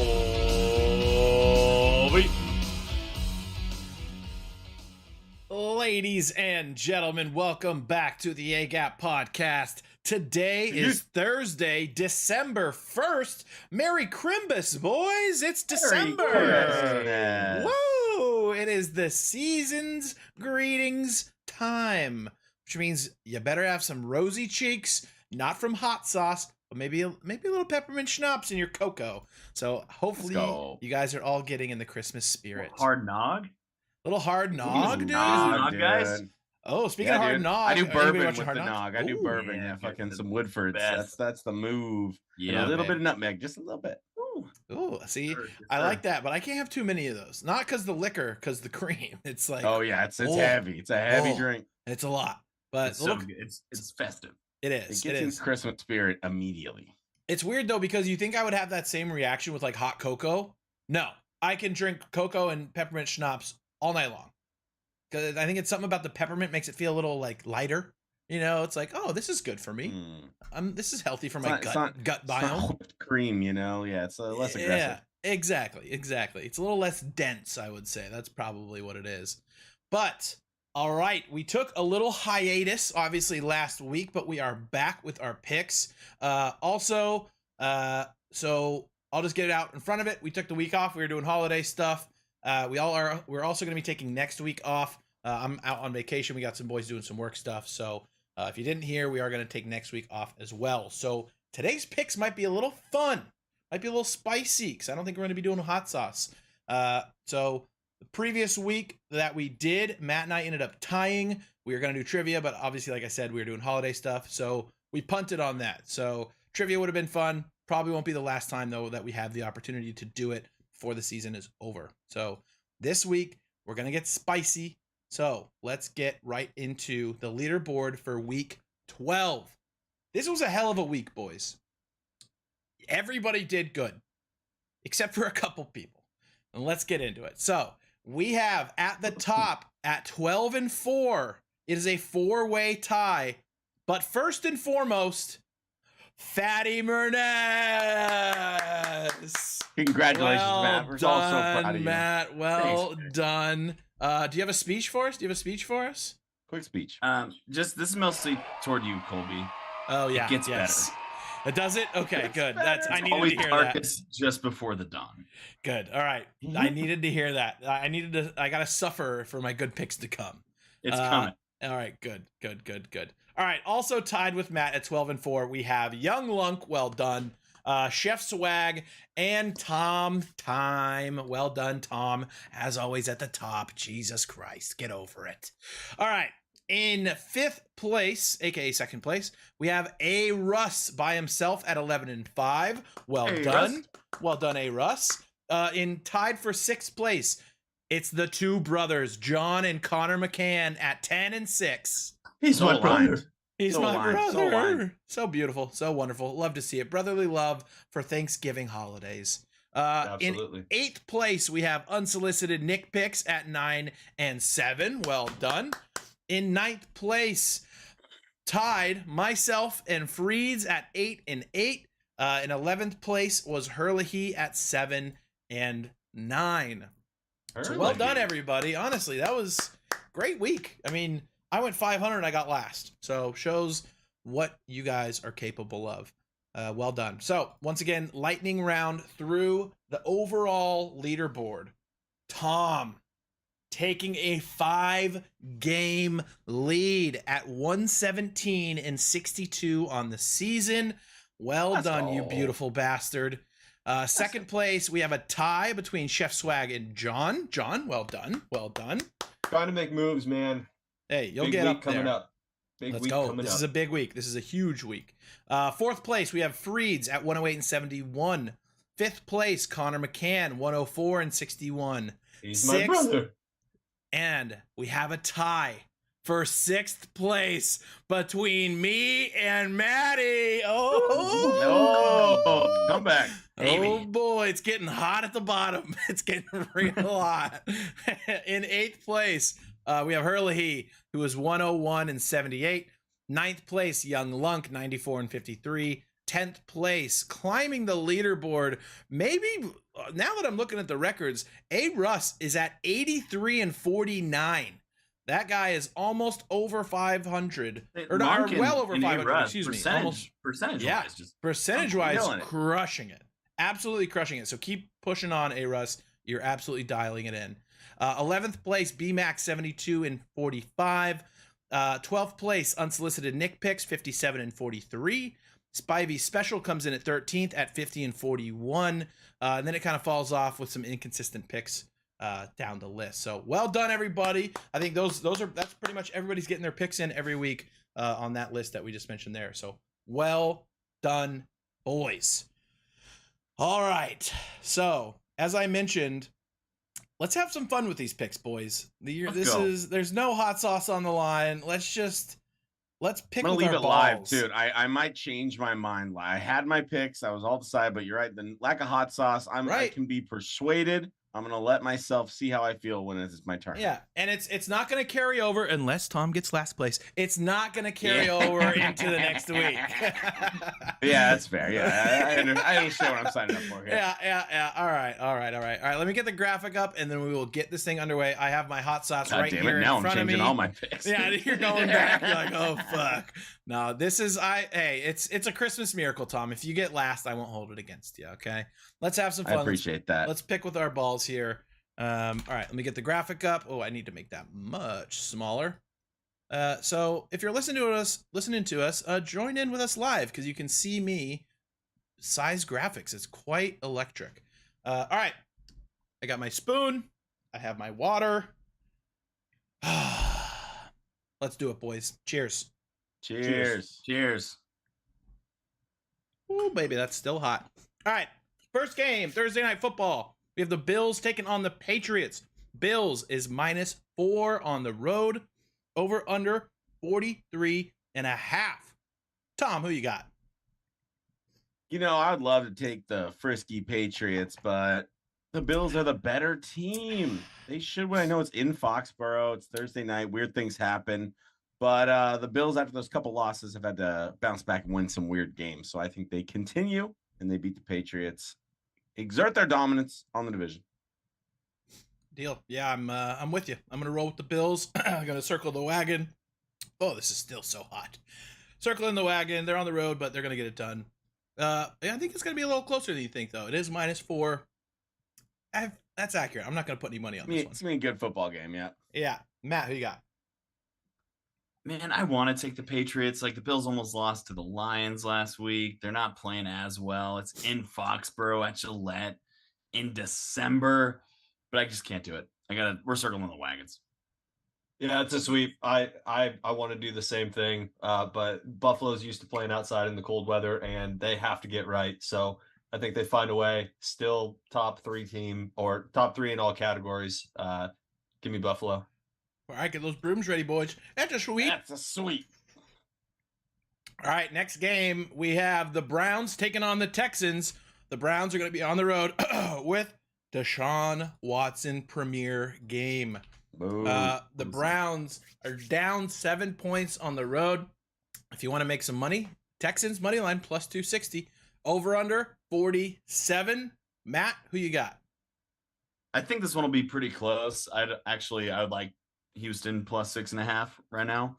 I think Deshaun Watson's going to be rusty, and I think he's going to have to be pretty mentally tough between the ears, between all the players and the crowd talking shit to him. But still, give me the Brownies. I think they're going to win this game. They're just the better team. I'm not going to do it. I'm going to take the Texans. Let's go! And I'm going to say it for those reasons. Deshaun, rusty. This defense, underperforming. And also, not that it means the difference, but did you hear the news that Deshaun is going to have 10 of his accusers that are going to be in the crowd watching the game? Like you said, there's a lot between the ears right now for Deshaun, and I think it rattles him. Give me Houston. I'm not going to cheer for the Browns. You know what, John? I'm gonna ride with you. Let's fucking go. I'm taking the Texans, baby. I don't give a fuck about my record this week. I'm taking the moral pick today. All right, Tom. Who are you gonna take? All right. Well, then don't pick the Chiefs or the Dolphins. Or Kill. Bengals. I mean, you know, Browns got Kareem Hunt. Yeah, Browns. Anybody? I'm gonna take the Browns because all the reasons Matt said, and the Texans could be the worst team in the NFL. Right. The Broncos are ahead of them. But yeah, right there. This is just an emotional game, man. It just hits different. I'm gonna manifest it. I'm gonna consult the crystals. I love it, dude. There we go. I would love to be wrong. I'd honestly love for the Texans to get their second win of the year against fucking Deshaun Watson's first game back. That'd be awesome. John and I are gonna get the witchy ladies in our lives to brew up some fucking crazy witches brew on Deshaun Watson for the rest of the year. True. All right. All the witches in America are on the same page. So yeah. All right. Yeah, on this one. Well, Tom, it's funny you mentioned the Broncos because they're the next game. Broncos versus the Ravens. Broncos and the sorry ass Russell Wilson Let It Ride team is heading into Baltimore. They're gonna get 9 points on the road, plus 300 money line. Over under is set at 38. John, who you got? I gotta take Baltimore, man. Denver is playing just some of the worst football, and Lamar had himself a really good game last week. Threw for over 250, rushed for over 80. I mean, the guy was playing high caliber ball. And this defense, though they did get beat up on a little bit, is going to have a chance to get right. So Baltimore at home, give me the Ravens. Maddie? Yeah, I mean, at some point you think maybe there will be a Russell Wilson get right game, but this ain't going to be it. I think they're going to get their shit kicked in, and it's just going to get worse. Give me Baltimore. Yeah, I think I smell a sweep coming on here. I just feel like the Broncos are getting to the point where, like, a lot of teams don't really tank in the NFL, but at this point, get some picks. Like, it's now become a rebuild year for them. So just don't try hard, lose against the Ravens, and move on. They gave them away. That's right. They gave them away. Idiots. Whoa. Well, yeah. They're playing for nothing. Jesus, that's brutal. All right, I'm taking the Ravens. Tom? Last week, right? Lamar had a great game. There's also something I read too that was talking about how Lamar played even better. Like there was a ton of drops. If you watch the game, he was playing on a high level, and they found a way to lose. So he's obviously pissed off. What's up, obese whale? Also, Paradigms, appreciate the sub. Thank you very much. Let's go. Legend. So yeah, I just think Lamar's playing great. He's pissed off. Did you guys see the tweet? Did you see Lamar Jackson tweet? He responded to a hater. What about? I did see that. All yes. he's done is eat dick. Yes, fucking hilarious. I didn't see that. I really wish I could pull it up right now, but it was as you're pulling it up. Also, J.K. Dobbins returning to practice this week. Ooh, might get a little bit of the run. Yeah, I love that, dude. I still can't find it. It's been check your waiver wires, boys. See if he's hanging around. I'm sure he is. All right. He might have deleted. I'm taking the Ravens. They're coming back. They're off a loss. They're gonna do it. All right, get the brooms ready, boys, because that's another fucking hay gap. Sweep the decks. All right. Next up, we have the Packers taking on the Bears. A little rivalry game. Packers are heading into Soldier Field. They're gonna get Bears are gonna get 4 points at home. Money line is plus 170. Over under is set at 43.5. This is an interesting one. Do we know if Justin Fields is going to play in this game? We do not. We're leaning to yes from last I read. So, all right. Well, you know what? I don't really want to do this, but I'm going to take the Packers, and I'm going to do it. I want Chicago to win, especially if Justin Fields is playing. Packers looked pretty good last week against the Eagles. Hopefully, they can start figuring it out. Aaron Rodgers might still be banged up, so it could be a double backup game. But Jordan Love didn't look terrible either. And you know what? I got no risk here. So fuck it. I'm going to go with the Packers. Tom? I really want to take the Bears. I just think, and honestly, if Justin Fields plays for sure, I could talk myself into it. Yep. But you're right. I think the Packers showed some great offensive stuff, especially with the run game last week. I think that rolls through. Absolutely, if Fields is out, their defense is so bad. And so if they got Trevor Siemian, there's no way the Packers are going to have to win. So give me the Packers. Deal. Maddie? So Aaron Rodgers has some an oblique injury, not ribs. Oblique. Okay. Oblique and the thumb. He like banged up the thumb. It's right here, so I can wince about it every time I can. I want to see Jordan Love because he looked good. I know he threw it like 6 times, 7 times, but he looked different than he has. He looked decisive. The ball was. It's just cool when you see like an athletic guy with a big arm. The ball just like explodes out of his hand. You're like, that guy's sick. I want to see him play against the Bears. And so that's what I'm picking, the Packers. And I think if it is a backup against backup game, I'll take Jordan Love over 100%. Peter / Absolutely. And it'll also be fun to see like Jordan, if it is a Jordan Love game, it could like ignite the rivalry for him a little bit. It's like he can kind of be like, I also own you. Like he can kind of take the mantle from Rodgers. Yeah, exactly. John, who you got? Yeah, it's a sweep. Unfortunately for Chicago, they're hindered by the defense, which is bottom tier in the league, and they traded away their stars, man. So, Green Bay, regardless of whether they have Aaron, I agree. I would love to see Love. So I'm gonna take Green Bay. Fuck yeah. And it's a sweep. And it's an absolute sweep. All right, boys. This next one. This is going to be a very fun game, but I feel like I know how we're going to go here. We have the Jags taking on the Lions in Detroit. The Lions are going to get +1 at home. Over under is 51.5. Maddie, who you got? Give me the Dan Campbell led Lions. They are playing extremely well. They could be they're not too far from looking at maybe playing for 5 in a row right now. Jared Goff's playing pretty well, efficiently. Amon-Ra St. Brown is very, very good. Top 10 receiver, I think. Both running backs playing well. Defense is playing well. That'll be a fun game. Give me the Lions. Johnny? I'm with Matt, man. Detroit, young team that is believing in their head coach and an offense that remembers that they were top dogs for at least 6 or 7 weeks. So they're firing right now. Jacksonville got to win. I get it. A good win too, but Detroit at home, man, sign me up. Yeah, I mean, I want to pick Jacksonville after the game last week. They were fired up. They beat the Ravens. It was an awesome game. Trevor Lawrence looked incredible, but it's too easy to root for this Lions team. Dan Campbell, obviously all the offensive weapons they have, and they're at home. I'm actually probably going to take them, and I'm probably going to take the points too. Honestly, I might even hit money line at even. I like the Detroit team. I love them. They're going to continue to get better. But once again, as the spread shows, I do think it will be very close. It's a coin flip, honestly. So, Tom? I was definitely going to take the Lions, but I think now I'm taking the Jags, to be honest. There you go. That's fun. I wanted to do it. It was a toss-up. It was a toss-up when I was thinking about it, but Lions at home. I just kept thinking Lions at home. Yeah. But fuck it, dude. Who knows? Trevor Lawrence should be the best quarterback on the field from a talent perspective. So we'll see where the upside is. That's how I'm talking myself into it. Officially switched my pick. Here we go. Let's go. You probably wouldn't do that if Hot Sauce was on. Keep in mind that definitely not. 100% not. Yeah. Jackson DeVille will not be in attendance, I don't think. So they won't have that extra boost. Oh, that is fair. Yeah. Did you see him?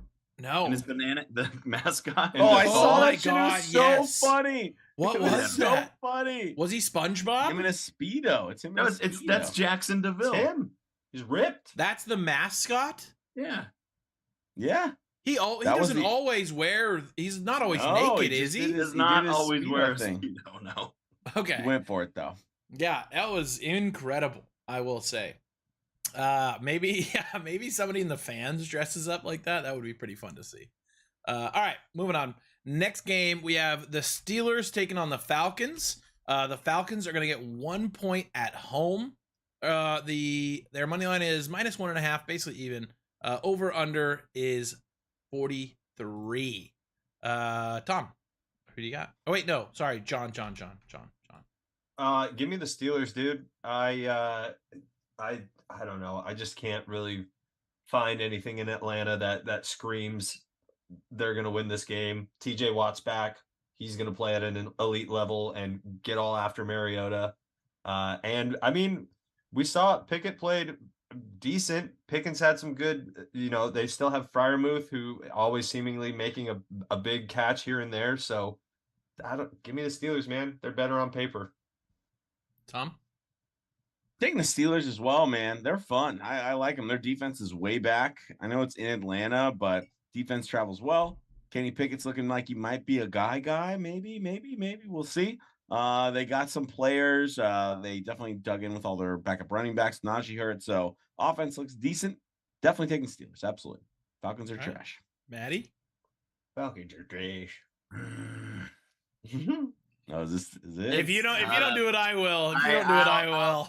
I'm gonna do it because Atlanta is breaking out the red helmets with the black jerseys. Oh, fuck! It's gonna be sick. Man. I don't know. I want to take backsies. Passes from Marcus Mariota, but I still like that the Falcons have a good hard-nosed identity. If they can establish the run, I think they'll be okay. I mean, I don't know who Olamide Zacchaeus is, but he had 5 for 91 last week. Drake London's still there. Give me the Falcons. All right. Red helmet. You did it, so I don't have to. I'm taking the Steelers and the Iron Curtain, baby. There you go. I was gonna do it though, because it's my boy Mariota. I don't know what it was when I saw this line. For some reason, I was like, Falcons +1 at home, hammer. But then I was like, wait. Pittsburgh's actually starting to get a little good now. So, like you said, Tom, defense is back, and Atlanta's offense is not great. So, yeah, it could get ugly, but I'm still rooting for the Falcons. I still like my boy Mariota. Let's go. But I'm taking the Steelers. All right, next game. Titans versus the Eagles. Tom's flying birds. Titans +5 on the road going into Philadelphia. Money line is +200. Over under is 44.5. Tom, tell us why you think the Eagles are going to win. I think pure talent standpoint is a big part here, especially from the Eagles offense, Titans defense. Titans defense is good, obviously, but Eagles offense is rolling right now. If the Niners defense is their best thing, Eagles thing is their offense. Absolutely. And I think that is not the type of game the Titans can play. They can't really win games where it's a shootout. So especially if they can start running the ball, and then if they commit to the run, they can throw the pass in there. Like, it's going to give them a lot of headaches. And I think Titans are going to score some points. I think Derrick Henry's going to have a fine game. There might even be some special teams weirdness, good head coaching. Even I love the fucking Titans head coach. But I just think the offense of the Eagles is going to matter the most, and they're going to score a lot of points. I think even 24 points might be enough to beat this team. So give me the Birds, of course. Find a way to win. It's in Philly, dude. Let's fucking go, dude. These fans are ready. I feel like the Eagles have had like 19 home games this year already. I don't know why. It feels Philly, like it's always in Philly. It's weird. I don't know. It's weird. Matt, who you got? Yeah, give me the Birds for the exact reason Tom said. I just don't think they're equipped to get into a shootout with the team, or the Titans are equipped to get into a shootout like with the Eagles. And plus, the Titans fucked me last week, so I'm off of them. Give me the Birds. Done with that, dude. Over it. Johnny? Yeah, the way you beat the Titans is you stop the run, and this Eagles team can definitely stop the run, and then they're going to make them throw. And guess what? The Eagles have a great secondary, and I would take the Eagles secondary over Tannehill any day of the week. Go Birds. Fly Eagles, Jordan Davis might be back this week too. It's possible. Ooh, okay. Fly. Tom, yeah, you know what? I don't need to overcomplicate this. I don't need to make an enemy of Tom. I'm gonna pick the Birds. It's gotta be a sweep. All right, let's go. Tom, fly Eagles. Fly. Yeah, go ahead. Thoughts on the Eagles Christmas album? Oh, I played it for my whole family at Thanksgiving, dude. Jordan Mailata has some fucking pipes, dude. I was shocked. I was seriously shocked when I heard that. Did you see his performance on The Masked Singer? No, I gotta watch that. I gotta YouTube that for sure, dude. I'll look it up. This is so many questions.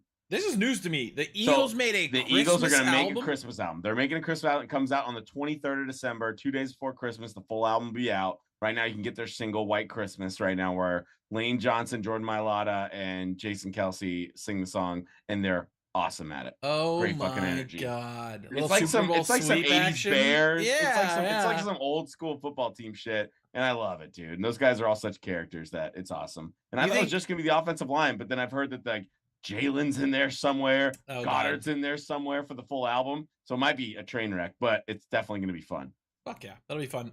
One thing I just wanted to ask you real quick: have you been listening to the Kelsey's podcast or no? I don't listen to it every single Okay. week. I just watch highlights and stuff. So. Yeah, I just see it on TikTok every day exactly. almost. So that's yeah, dude. awesome. It's good content though. They're taking our jobs. That's how that works. I don't listen to rival podcasts. Yeah, exactly. Another sports podcast? Never. And you shouldn't either. Only listen to us. All right, next game. I kind of skipped over this one in the doc, but we got the Jets taking on the Vikings. The Jets are only getting 3 points on the road against the Vikings. I don't know what Vegas is on, but hell, it could be interesting. The over-under is 46. Is anybody gonna take the Jets? Mike White? Yup. Let's hear it, boys. Let's hear it. Love it. I knew that was happening. You didn't build that one up right, dude. You know that fucking John's taking the Jets, dude. Come on. And maybe not for the reason that you think. I'm doing it because this Jets defense is no fucking joke. They are not a joke. They have the tools to stop all of these Vikings talent. I mean, it's going to be Sauce on JJ, which is already going to be electric. That's going to be so much fun to watch. This front seven, CJ Mosley is one of the best linebackers in the league. Last week, he flew around for about 15 tackles and an interception. Dalvin Cook sucks. That's what I'm saying. This is a Jets defense that has been hindered by a poor offense. And Matt, are you taking him for the offensive side of the ball? Yeah, I mean, Minnesota's pass defense is not that good. I think they're going to be able to run the ball as well. But for the biggest reason is the Jets defense is just that good. And I think they can keep them in any game. And I just love the vibes of the Jets. It's White Mike versus or Mike White versus White Mike. White Kirk. It's a white off, dude. Whiter. I guess that works. I'm going to be taking the Vikings because they're pretty fucking good and they're at home. But yeah, the Jets defense is insane. I do think this will be a close game. The line is shocking looking at it like at a first take, but it makes sense. I mean, their defense is great. I don't trust Mike White in the second game because didn't he like blow up one game, had like 6 touchdowns, and then he was like ass the next game. So yes. Yeah, I think it's going to be up and down with Mike White. They're kind of proving a point. So I'm sticking with the Vikings here at home. Tom? Yeah, for all those reasons. But what Matt and John said really turned me around. Oh! I'm fucking taking the Jets, baby, dude. I don't give a shit. I feel like you're right. Defense is awesome right now. And Vikings, it wasn't even that long ago. They lost that terrible game at home. They look like pathetic losers. Yeah, like kicked by Dallas. Yeah, dude. Like they look so bad. And that was a great defense, right? So fuck it. I'm taking the Jets. I locked it in. Let's go. All right. Well done, boys. You know, I love it. I do love it. All right, next game. We have the final game of the first slate. We have the Commanders taking on the Giants. The Commanders are going to be on the road heading to the Meadowlands. The Giants are going to get 2.5 points at home. Money line is plus 120. Over under is 40.5. I'll start on this one. This one's kind of a coin flip as well. I feel like my old self wants to pick the Giants because I'm like, oh, the Giants looked great early in the year. They're fantastic. Why would they ever lose to this shitty Commanders team? The Commanders are 7-5. They're not a team to fuck around with. 7 out of the last 8. Yeah, Heineke has them playing on another level. They look fantastic. So I'm actually going to go with the Commanders here. And for some reason to me, it feels like I'm picking the underdog. I'm not, but it feels like I am. So fuck it. I'm riding with the Commanders.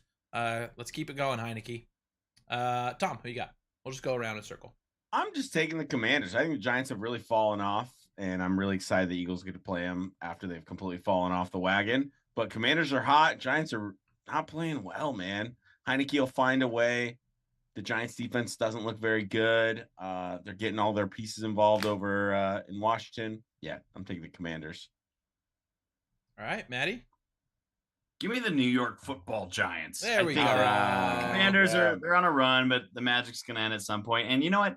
Daniel Jones was solid last week against Dallas. It wasn't sexy, but he was solid.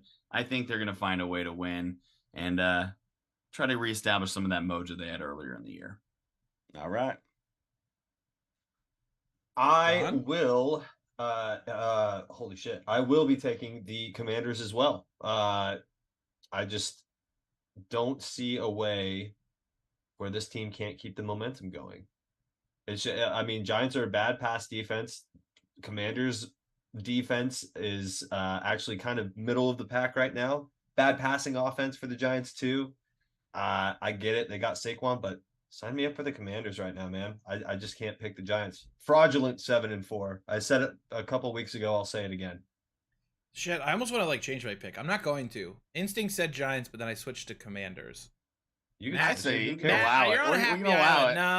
No. I'm closed out. Nope. I want Commanders. I'm gonna let Matt be an island boy and take this one to the bank. Because him and I we're battling for that bottom spot. Yeah. So I gotta let him have his pick. I took mine. We will move on.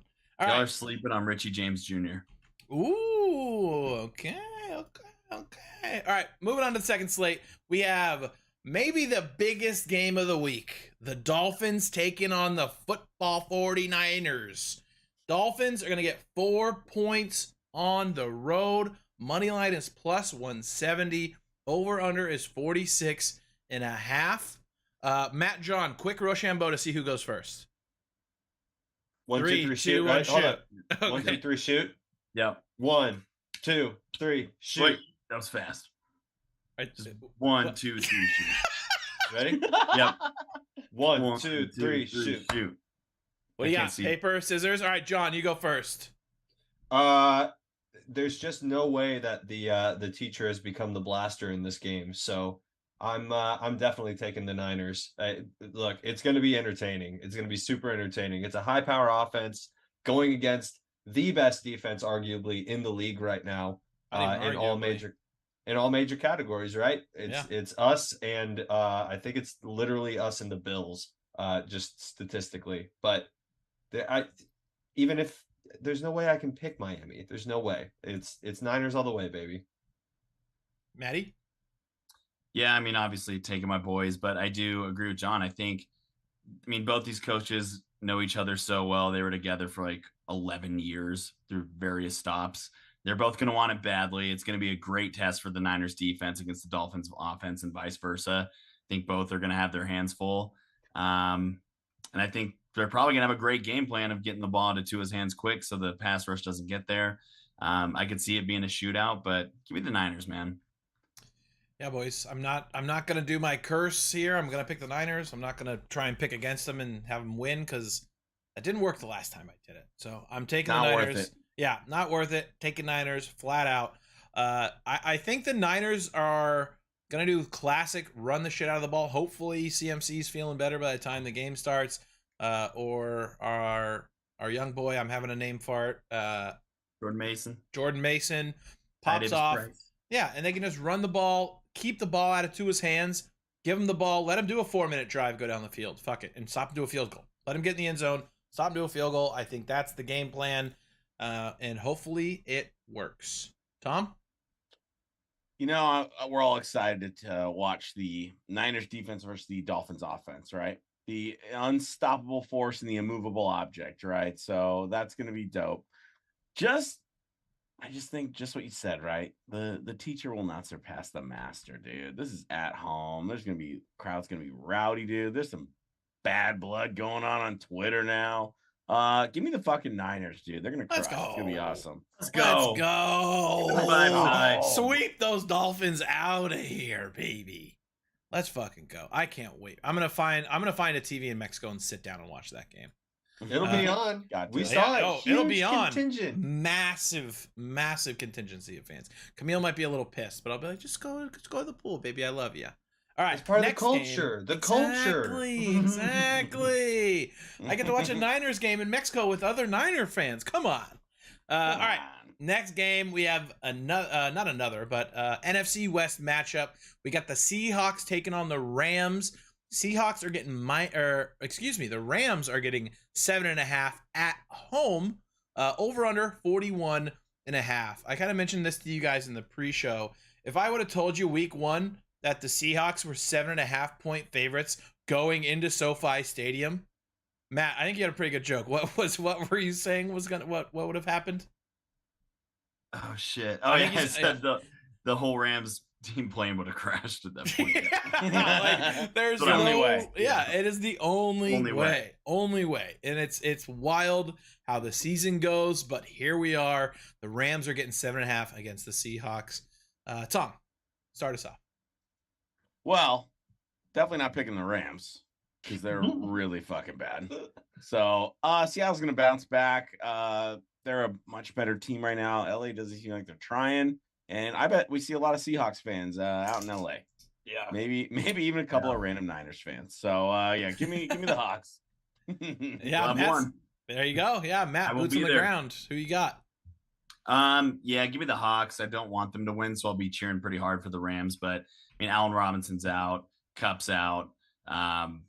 Everyone seems like they're just hurt. Stafford might not play again. Yeah, just I think they're overmatched at this point. Crazy downfall from a Super Bowl. Wild. Like they're going for a historic. It's a historic run they're on to be the worst team ever that won a Super Bowl the year before. Wow. This isn't like a Super Bowl hangover. This is like a Super Bowl alcohol dependency issue. Yeah. Like they're like alcohol overdose, going to dude. die. Yeah, like the team literally is like, yeah, doesn't look good for the future either. Picks are down. McVay wants out, seems like already. So yeah. Tough slate for the Rams fans. John, what you got? I keep harping on it. Nobody's listening. Geno Smith, he's a top 5 quarterback in this league, and he's doing it with, I mean, resurgent Tyler Lockett, DK Metcalf. Okay, DK's pretty good. But it's Geno. Good. He's out here with an offensive line that's not put together, and he's carrying that offense right now. I will take Seattle over the same old sorry ass Rams. That was pretty good. That's what I'm talking about. Well done. Hey boys, that's an A-gap sweep. Bust out those brooms. Let's fucking go, baby. All right. Next game. This arguably could also be a game of the week. We have the Chiefs taking on the Bengals. The Chiefs are, let me get this fucking graphic up. The Chiefs -2.5 on the road. Means Bengals are obviously getting 2.5. Bengals money line +115. Over under is 52.5. John, why don't you start us out on this one?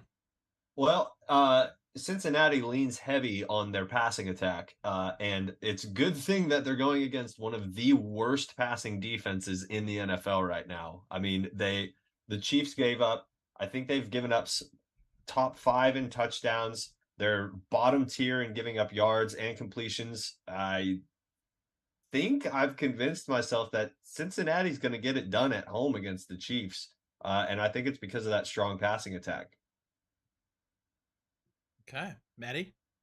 I'm with you, man. I think the Bengals are starting to roll into form here. We're going to have the return of Jamar in week 13. I just looked that up. Let's go. And I agree. I mean, the Chiefs' passing defense is bad, and they've had some up and down games. Like sometimes they'll look dominant, but they barely hung with the Raiders one game. And I just think the Bengals are just kind of doing this right now. They're just going up and up, and I think they're going to peak right now. And I think this is the game where we're like, okay, Super Bowl contender once again.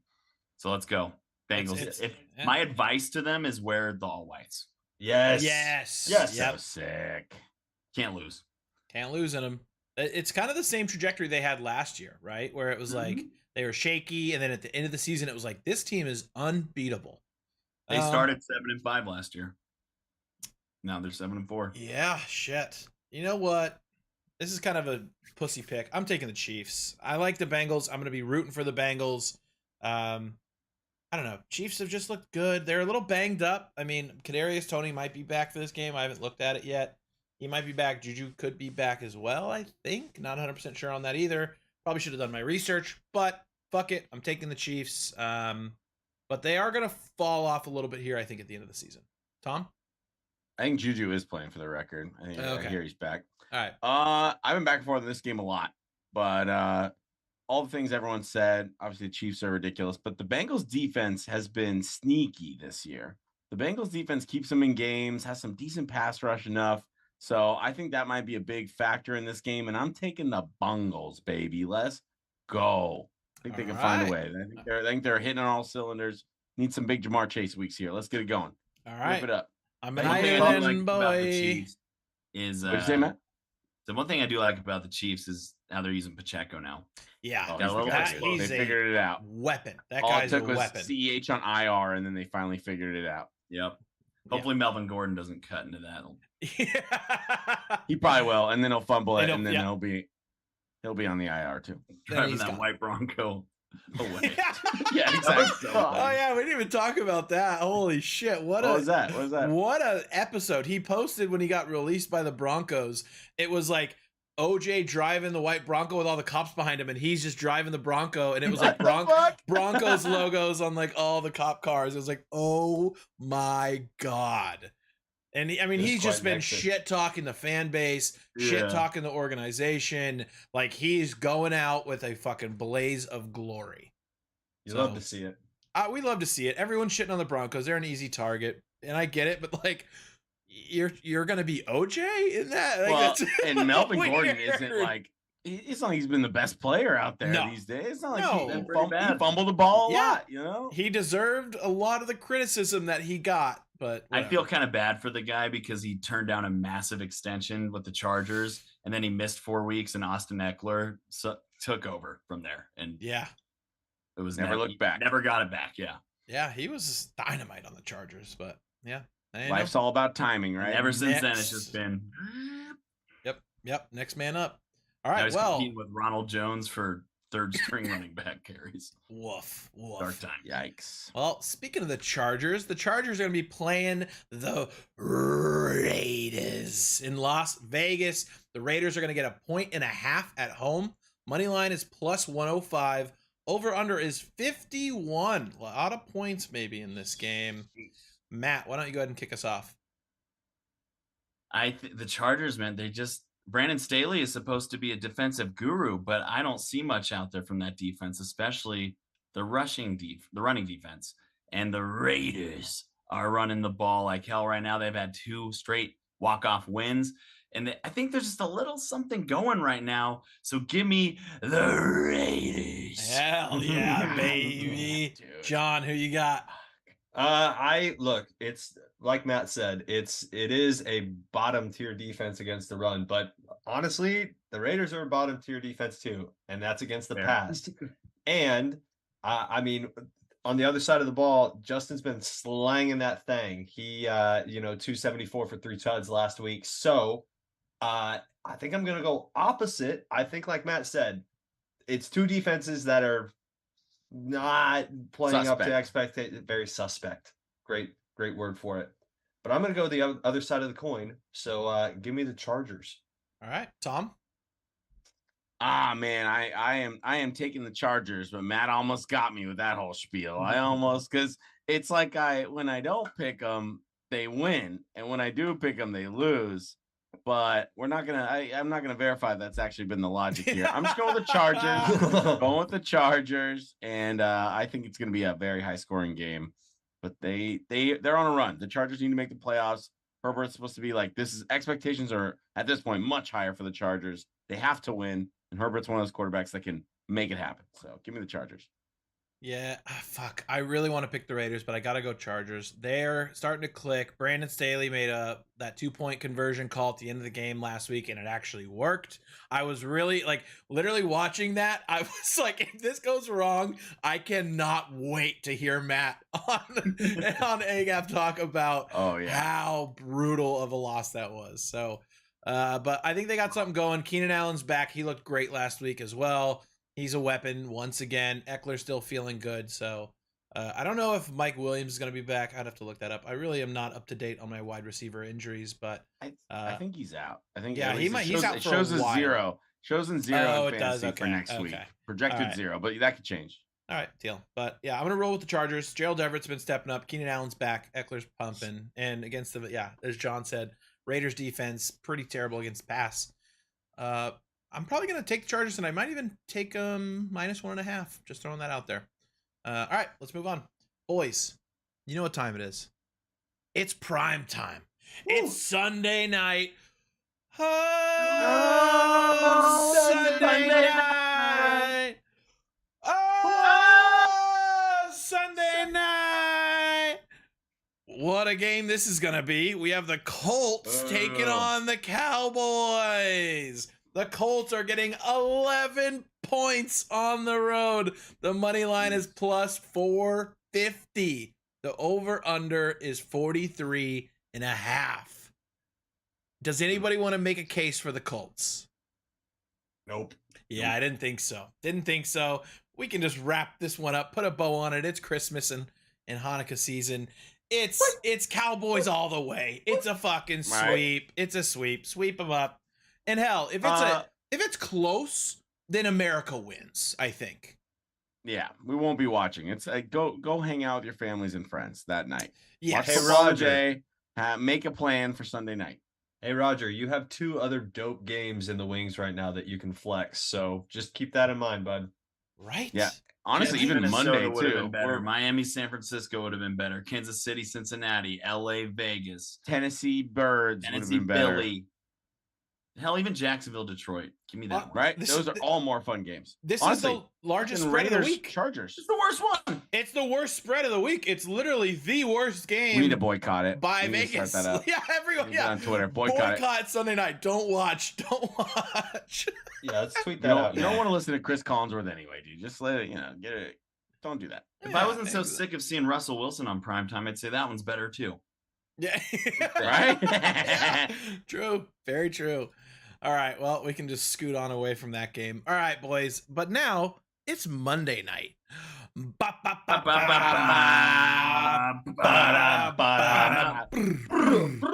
right, we got the Saints taking on the Bucks. Classic interdivisional rivalry. The Saints always play Tom Brady hard. Saints are going to get 3.5 on the road. Money line plus 165. Over under is 40. John, why don't you finish us off here? Is Jameis still on the sideline? Oh, yeah. Oh, yeah. Yep.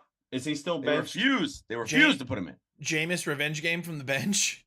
No, then for that reason alone, I can't keep... I'm not going to pick the Saints. I'm tired of them not playing Jameis. It's an atrocity. I don't know why you go with Andy. I don't get it. It doesn't make any sense. Fuck you, New Orleans. I'm going Tampa. And I hate Tom Brady right now. Go Tampa. Fucking, I hate this pick. I guess I'll follow you for the same reason. Fuck Tampa, but I think they're gonna win. Matt? Yeah, I mean, I'm not picking the Saints again until they start Jameis. So thank you. Boycott the Saints. I'm not even gonna say the word Saints until they start playing Jameis. Thank you. I think what would be best for football is if everyone stops going to church until they start playing Jameis, because those are saints that you're praying to. So that would be the real boycott. So grow up. Grow up. Grow up. I'm taking the Bucks. All righty. Well, that looks like another A-gap sweep, boys, to close out the week. Wait, real quick though. Now that we're done with picks. It's been 12 weeks. We're going to week 13, right? Yep. Regardless, if I'm last, even in this sham week, I will be doing the hot sauce with whoever's up next. If I lose, I obviously know. But yes, if I lose, if I'm last, I'll do it when we pick it back up. I have to. I have to. Wow. Guy. Took the last hour to figure that out, but I'm down. Yeah. There we go. Gentleman and a scholar, Tom. I love it. And I regret not picking Chiefs, but here we go. I'm getting all the picks. I can't wait. This is going to be a fun week, boys. It was a volatile picking, but it's going to be a absolute blast. So keep your eyes peeled on the picks. If you're in the pick 'em, get your picks in. If you're not, go on over to Twitter. I think you can find our link there, or we'll hook you up. Just DM us, and we'll send you guys the link for the pick'ems. Alrighty, boys. It's going to be a hell of a week, but as I said, hell of a week. Hell of a football week. I'm going to be watching them in Mexico, having a blast on the beach, sipping some margaritas, watching some football. So we will be off next week. Just a reminder. So if Tom loses, hot sauce will carry over. If anybody Come else on loses, down. doesn't count. Doesn't count. So Doesn't count. doesn't count. Just doesn't count. Yeah, exactly. That's fine. We can figure it out. But all right, boys. Anything before we wrap it up for the next couple weeks? And you guys want to preview any games for week 14? Anything you guys want to get off your chest? I think that's Cowboys Eagles. I think Cowboys Eagles is next week. Ooh. The following week. That's a big one. So yeah. I guess real quick too. I read a whole article about playoff scenarios. That's why I know about all this shit recently. It's like if we lose to the Cowboys, it's like we have to beat the Titans, and then if we lose the Cowboys, it's not the end of the world. But basically, those two games, the next two games, could be the most important games for the Eagles season besides playoffs. It's Giants. Is it 2 weeks? Giants. Oh, okay. And then Cowboys, right? Something like that. Nope. Giants, then Bears. The December 18th game that I really wanted to fly to Chicago. Christmas Eve, the Eagles will play the Cowboys. Oh my god, dude! What a holiday! Oh, it's gonna be the best Christmas and the worst. We're gonna find out in Dallas, dude. Come on, dude. Come on. I love that. We'll see. Giants first Giants game. Yeah. I'm gonna take this time just to give it its flowers while we have it. Huge game on Saturday for the USA. Against the Netherlands. We're in the knockout stage. It's win or go home. USA, baby. Let's get it done. We beat them in 2015, 4-3. Let's get it again. Come on, baby. That would be. And if we're still alive in 2 weeks, that's the best. Oh, dude. If we're alive in 2 weeks. If we win this Netherlands game, that will probably be the greatest USA men's That's the farthest we've gotten, right? Ever. Oh, I'll scream. I think so. Because remember, I think the last time we got round of 16, we played Belgium. That was the game where Howard had like 19 saves or some shit, and we still lost. I think we lost PK or something, but that's the one game I remember. This is insane if we can beat them. So can you imagine if Austin Eckler was on that team? Tyreek Hill. Also, I want to say rest in peace. We got 2 more weeks of regular season fantasy football. So thank you for trying out there. Those teams that worked so hard and got fucked over. See you in the playoffs, baby. That's what it's all about, right? We're going right into it. I think it's going to be leading up to week 1 of playoffs. I'm still in the hunt. I'm still in the hunt. John, you're dangerously in the hunt. You're right there. So it's me v. Will. It's gonna be some shake up. Me v. Will, baby. There we go. It's gonna be close, boys. It's gonna be close. Just gotta squeak in there. Well, it was a hell of a week, boys. I'm glad that we're all back, and then we're taking a week off, and then we're back. It's the holidays. It's holiday season, exactly. Spend the time with your family. Spend the time with your friends. It's the holidays. We'll be here sparingly, I'm sure, as well. So obviously we'll be here for playoff push. But yeah, if there's a couple weeks we miss, just we're spending time with family, and we're humans too. So you guys should do the same. Thanks for sticking around, though, and please come back. Yeah, sticking around, coming back. Except for all of you guys who are spamming the chat with bad messages. Fuck you guys. Get the fuck out of here. All right. We had that tonight? That was a thing? Yeah. Oh, really? With some randos? I'd hop into YouTube and fucking ban some people real quick. Oh, really? So, yeah, get fucked, idiots. Get fucked. Yeah, not what they were saying was not fun. But get fucked, idiots. I get it now. All right, It was bad. We will see you next Tuesday. We love you guys. Thank you so much for being here. We'll talk to you guys soon. Love you all. Bye. Bye.